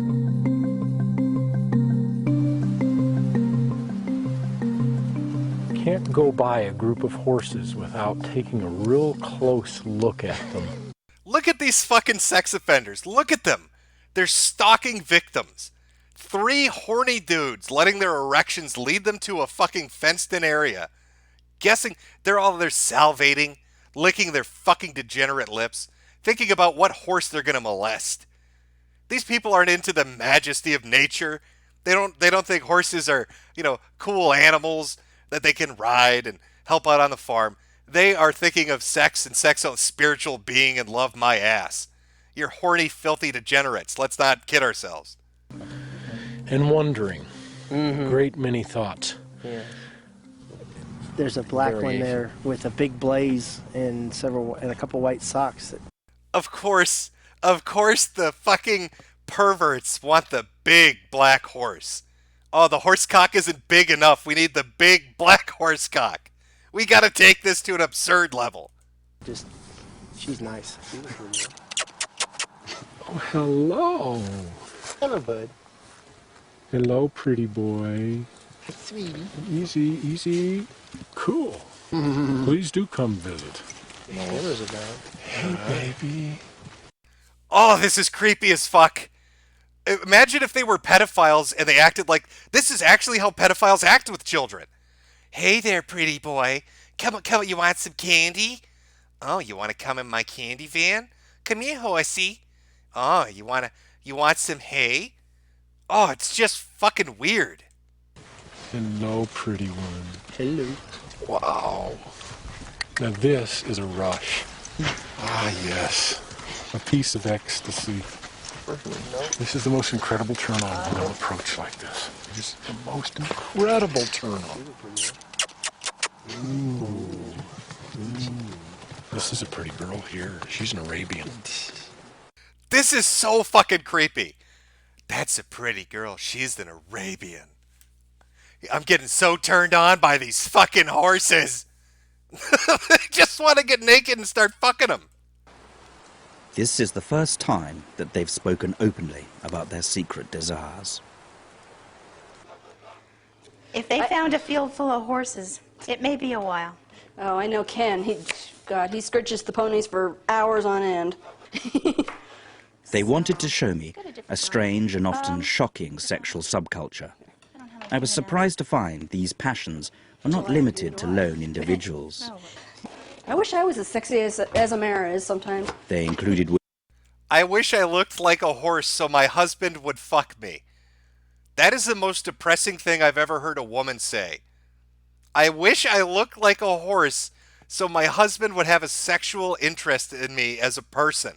Get a divorce.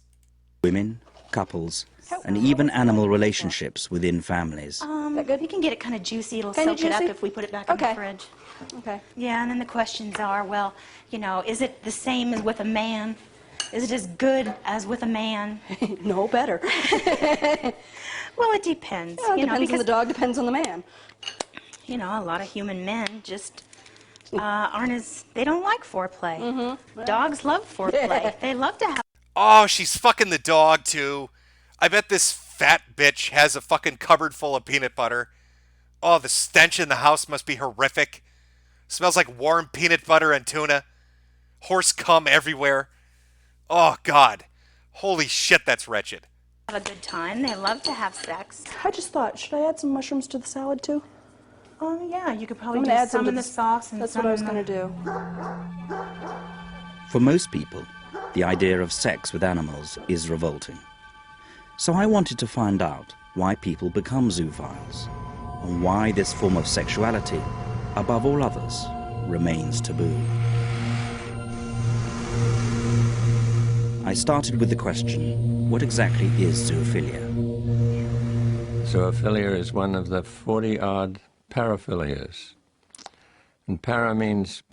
Holy shit, is this John Money? The actual John Money? Is this the guy that mutilated a little boy when he was pushing transgenderism? There's no way. Is this really him? Of course he would be in the horse fucking documentary. Oh, what a small world, Mr. Money. Beyond the usual. And philia means love. These conditions used to be called the perversions. And on the street they're called kinky sex. Zoophilia is, according to the dictionary, is really love for animals. But usually people... Yes, that's not meme magic. That's just reality. That dude's a bastard. He mutilated a little boy, convincing him he was a little girl, and drove him to fucking suicide, trying to push transgender. Yeah, fuck John Money. When they talk about zoophilia, they talk about people who are in love or have an emotional connection with their animals, and they also have sex with their animals.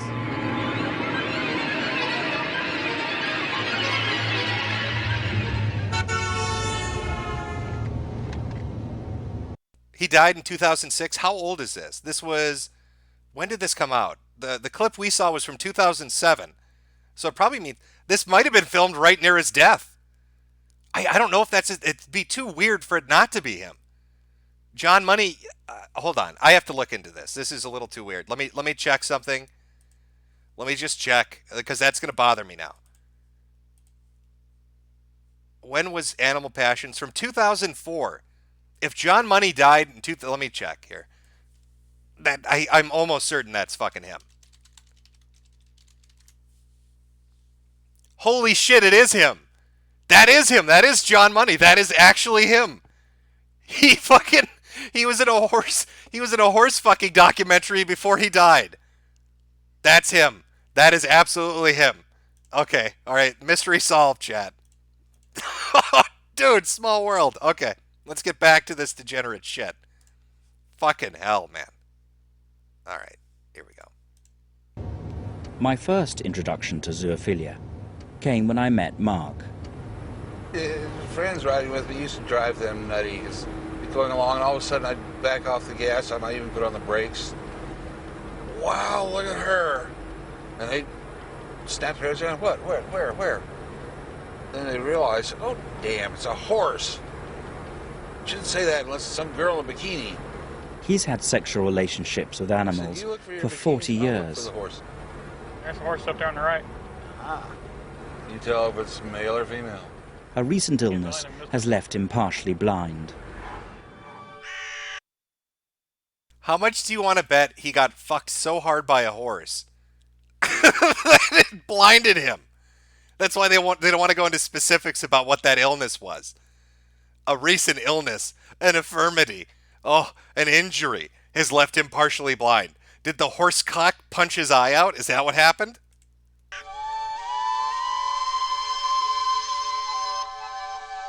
He lives in a trailer home in the backwoods of Missouri. At the time I met Mark, sex with animals was not illegal in this state. And this allowed him to become the first zoophile to go public about his sexual preference. Mark shares his home with... Oh, come on. The guy that fucks horses lives in a fucking home with dogs and donkeys. Oh, of course he does.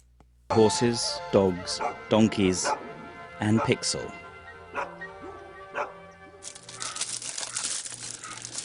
My territory, I get first shot at all the goodies. Pixel, looky here. Yeah. Mark married Pixel in an unofficial ceremony 7 years ago. I wonder why the marriage ceremony between the blind guy who got fucked so hard by a horse he lost an eye and his magical pony Pixel. I wonder why it was an unofficial ceremony.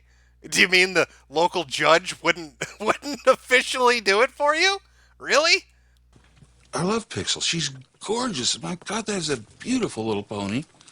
She's sweet. She's loving. I'm very proud of her. And I like to be able to tell people how wonderful she is. He was so proud of his relationship with Pixel that he made the extraordinary and potentially dangerous decision to go public about their marriage. He agreed to appear on one of America's most notorious talk shows, Jerry Springer. Of course.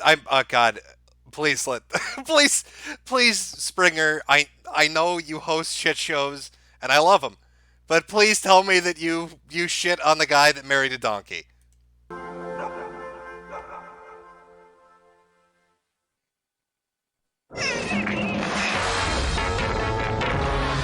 See about all the... Well, today we have a love story. A Springer Show exclusive. Mark is what you might call an animal lover. In his crusade to be accepted, Mark agreed to appear on the Jerry Springer Show. Is this like his homemade porn?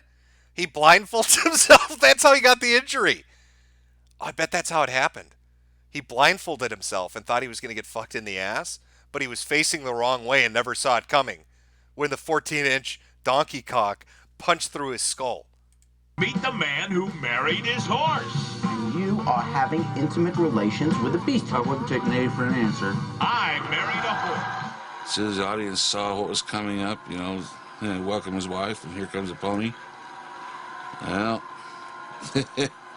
it was in the fan then. They just went crazy. I loved it.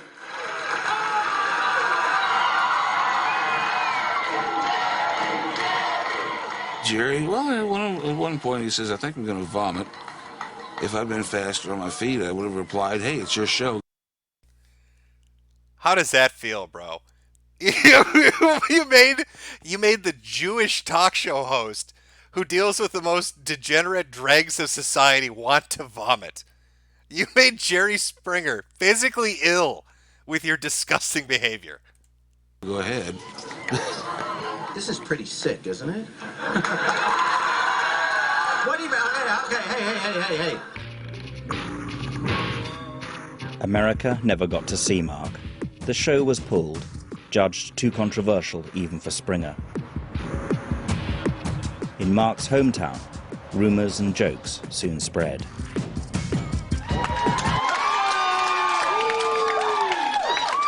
In West Virginia, this is a true law, I'm not making this up, down south in West Virginia, it's legal to have sex with an animal if it doesn't exceed 40 pounds. You see dogs just going, give me some more, give me some more! More people and pigs! I weigh 38 pounds, he's got a heart on! That is disgusting! Be careful, Sandy. You're in Spixel's territory. I've paid a price for this lifestyle. I've had to face up to some friends that just couldn't handle it and say, okay, well, I'd hate to lose you as a friend, but I understand.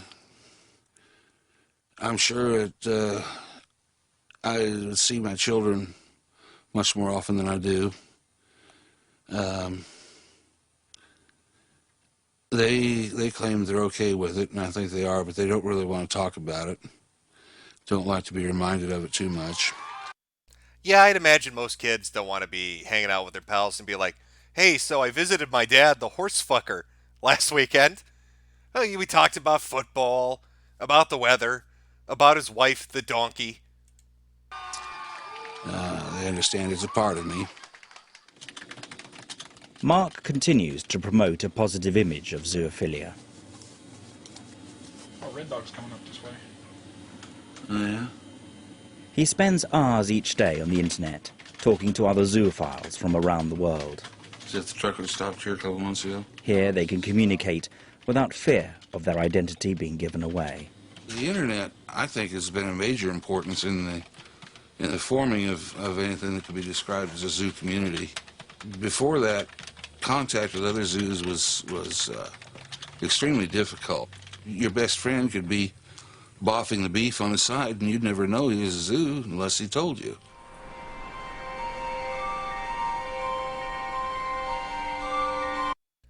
Boffing the beef on the side. What a cute little euphemism for defiling the natural order. For spitting in God's eye. Boffing the beef.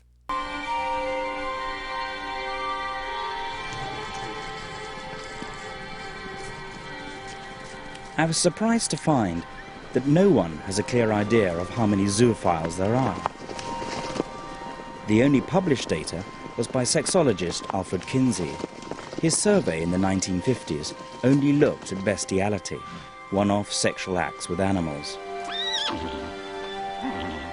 He reported that perhaps as many as 1 in 3 boys in rural areas had experimented with animals.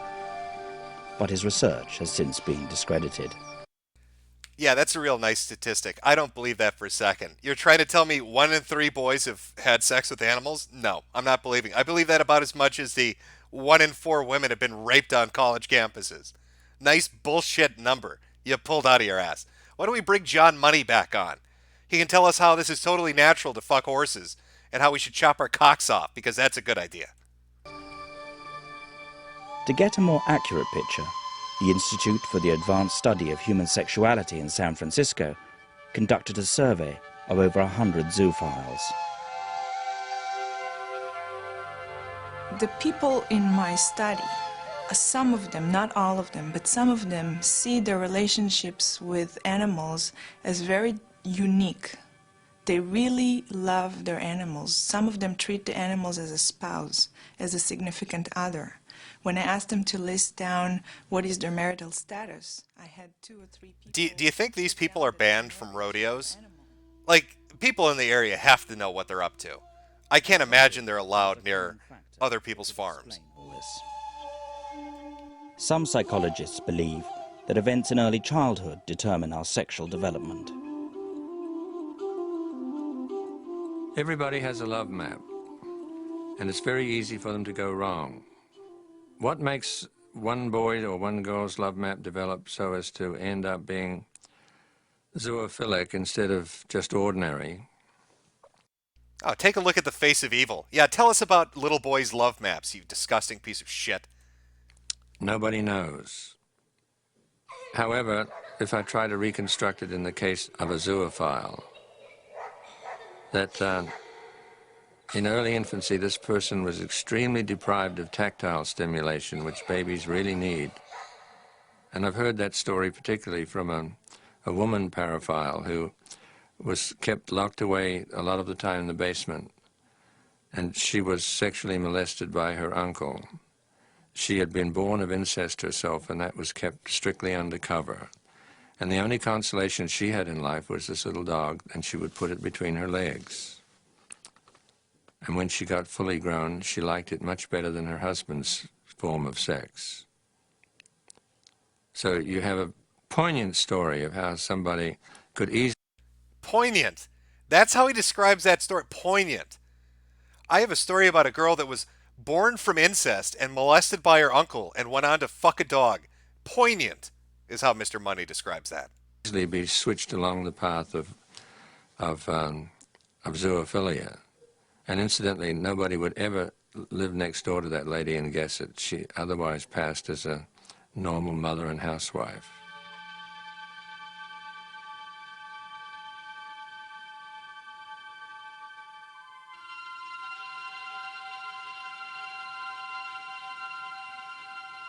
But not all zoophiles have been abused as children.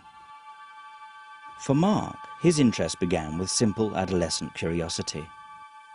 The first time I even had an inkling of sexual attraction or the idea of an animal as a sex object, 16 years old, a good friend of mine and I had been riding a little pony cart around near his grandparents' farm. And at the end of the ride, to take proper care of the equipment and the pony, he handed me a brush and a comb and told me to wipe the horse down, comb her, and brush her. And I got around toward the back end of that little pony, and she had her tail up in the air. And something just went ka-ching in my mind. It's girl pussy, pony pussy, pussy. I think I need that as a sound clip. Girl pussy, pony pussy, pussy. In the air. And something just went ka-ching in my mind. It's girl pussy, pony pussy, pussy. And I looked around real quick and touched it.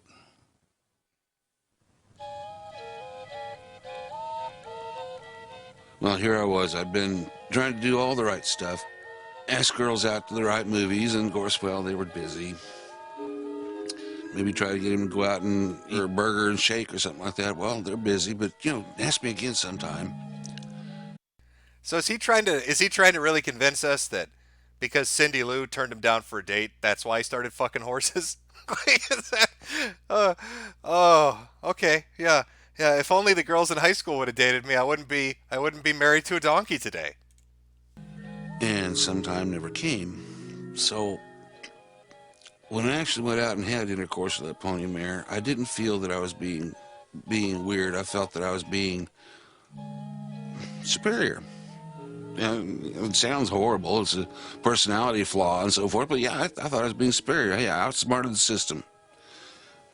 By God, I got even with all the girls. Who needs them? This worked great. Hell. Incels rise up. You don't need those girls, Ree. You could just fuck horses. That's his suggestion. Who needs women? I got horse pussy. This was so good that sex with a woman would probably kill me.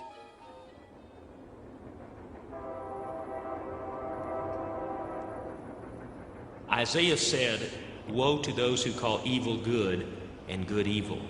And so we are living in a day when people want to call evil good and good evil, when man has turned a deaf ear from hearing what God says in His Word.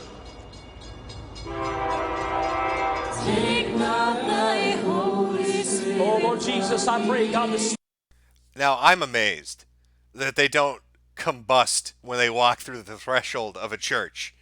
I'm amazed God hasn't thrown a lightning bolt at their head for daring to enter a fucking church running a horse fucking factory.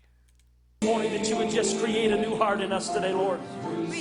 Mark grew up in the Bible Belt. His father was a preacher, and his upbringing came strictly from the Old Testament. Father, I thank you for the blood of Jesus today, hallelujah, that cleanses us and that washes us clean and whole so that we might be presentable and ready to appear before the glorious God. Amen. Leviticus 20:15 and 16.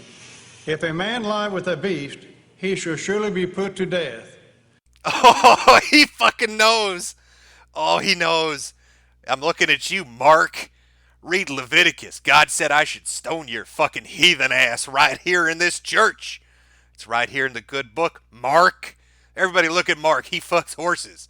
We're going to tar and feather this motherfucker right after Sunday service. And you shall slay the beast. And if a woman approach any beast and lie down thereto, thou shalt kill the woman and the beast. Bestiality is a sin that goes back way in the Bible. It goes back to the Old Testament passages of Deuteronomy and Leviticus and some like that. And whether that was going on at that time, we're not sure, but at least in the foreknowledge of God and the wisdom of God, knowing what man could do and what he could be capable of, God really condemns bestiality in the Scripture and the Word of God. In fact, the penalty for that was death.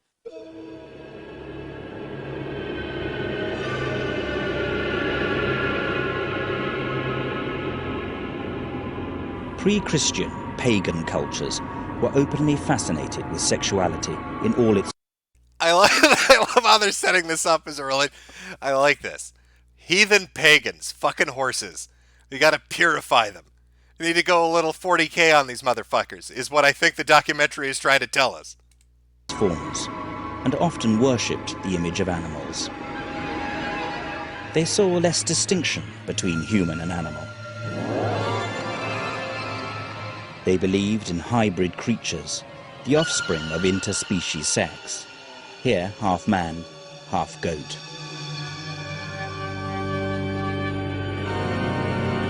All this changed with the arrival of Christianity. The new religion taught that to be human was not to be animal. Man must conquer his base animal instincts. Of course, that's... If anybody that knows the gospel knows that. It's in Luke. It says, hey, pagans, Jesus said, please stop fucking horses. Why are you doing this? Stop. Just don't. To rise closer to his God. Satan was often shown as a beast. At first, offenders were not punished, but during the Middle Ages, bestiality was considered as evil as homosexuality and sex with demons. By the 1500s, the offence so challenged the accepted order of man and animal, both were punished by death. Early Christians were not fucking around. If they caught a dude banging a dog, they didn't just kill the guy, they killed the dog. We're going to make sure we end this right here. Get that horse. We're going to chop its fucking heathen head off. Maybe this explains why we still demand severe penalties, with up to a 2-year prison sentence in the UK. But this does not deter individuals, or even couples with families. Come on. Come on. Come on. Michael has brought the family dog to visit Laurie, his wife.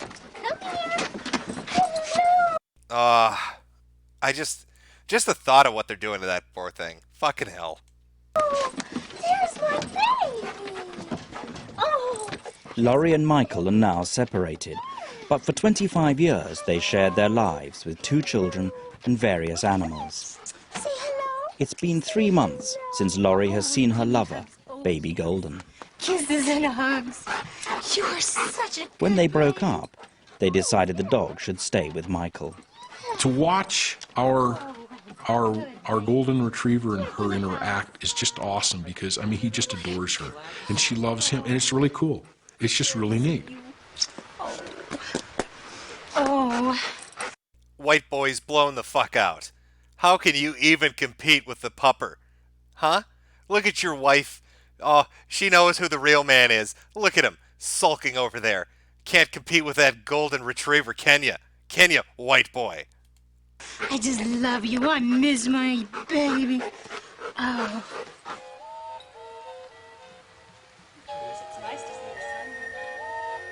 Laurie and Michael were both sexually active with animals when they married. With the arrival of children, they agreed to give up their animal passions.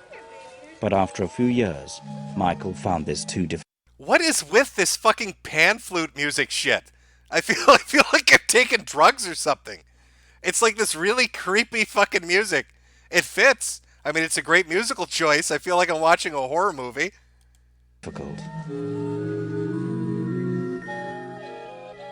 When you wake up in the middle of the night and your husband's not there, the barn is rather close to the house, you know, for no reason, okay, why is he out there?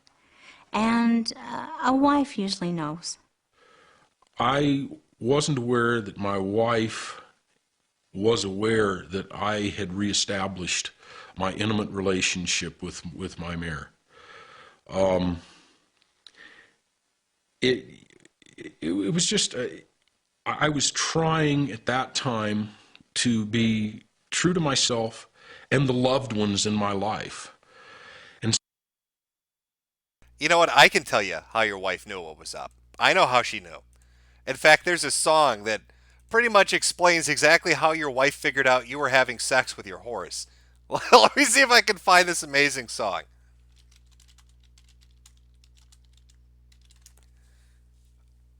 Yeah, here we go. Here we go. Here we go. This would be the song. I think this is how your wife put 2 and 2 together about you fucking your horse in the barn. DJ Quest. Nigga, this the 15th motherfucking time that I called and left your ass messages. I done text your bitch ass and you ain't responded to nothing. What the fuck is you doing? Who the fuck is you out there with? You think I'm stupid? My girls already done put me up on your ass tonight, nigga. When you get home, I got some news for your bitch ass. Why you coming home 5 in the morning? Something's going on. Can I smell your dick? Don't play me like a fool, cause that ain't cool. So what you need to do is let me smell your dick. Why you coming home 5 in the morning? Something's going on. Can I smell your dick? Don't play me like a fool, cause that ain't cool. So what you need to do is let me smell your dick. It's 4 o'clock. I think that's how she pieced it together when he came in from the barn so late at night.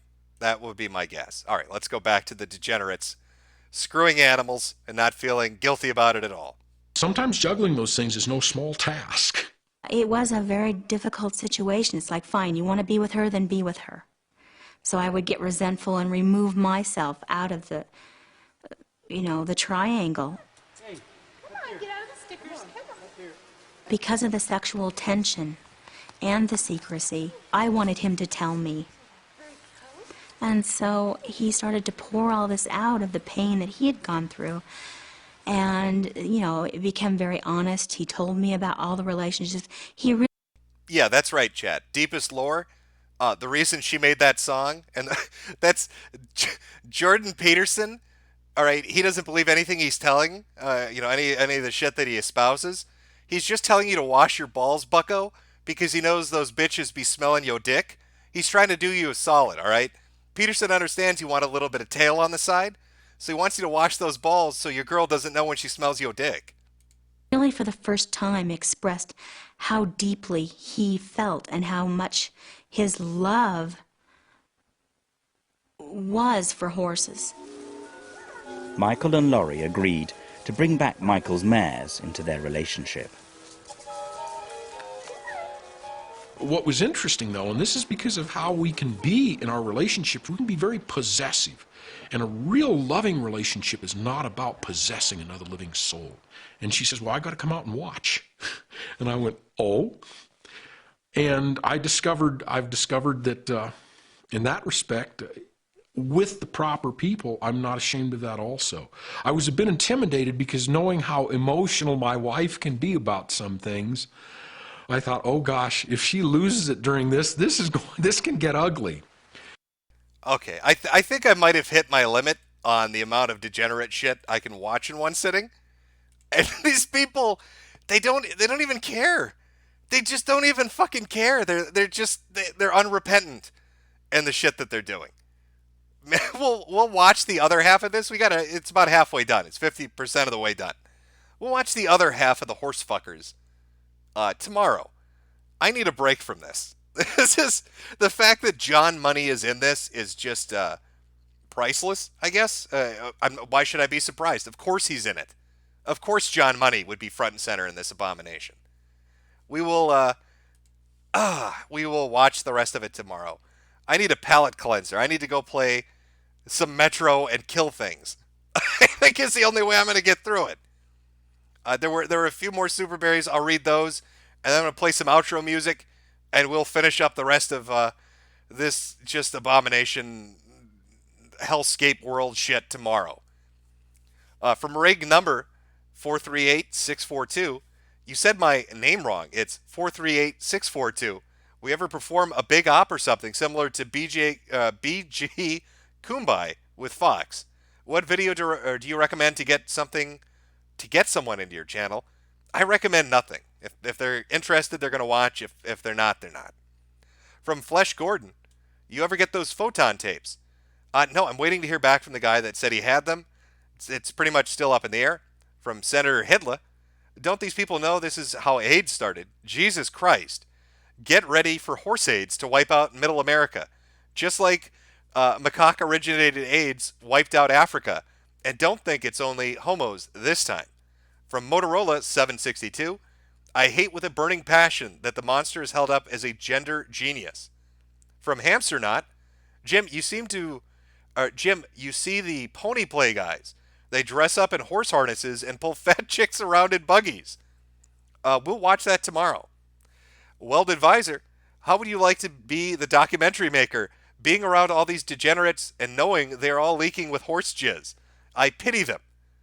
From Kleptoast, Ezekiel 23:20. There she lusted after her lovers, whose genitals were like those of donkeys, and whose emissions was like that of horses. Aaron in Detroit, they used to warehouse all these types in institutions to keep them out of society, but somehow it got decided that mental asylums were inhumane, and it's better off for everyone somehow that these clearly insane people walk among us. World Advisor again, this is it again. The creepy dude who looks like Sargoon's cousin. You already have the link? Mergasm. Yeah, I believe that's actually a part of the documentary, so we should see it when it comes up. The link I sent to you is the Mergasm one, not Rickroll. From Mittens319. Daddy Jim, may I have permission to give you a blowjob? Give a blowjob to a revolver and not live in the same world as these people. Yeah, I could imagine not wanting to be on the same planet as this fucked up shit. And then I think we're back at the beginning. Leviticus 18:23. All right, thanks everyone for coming out to watch degenerates talk about fucking horses. What a way to spend an afternoon. Oh, it's always a fun time. Always a fun time.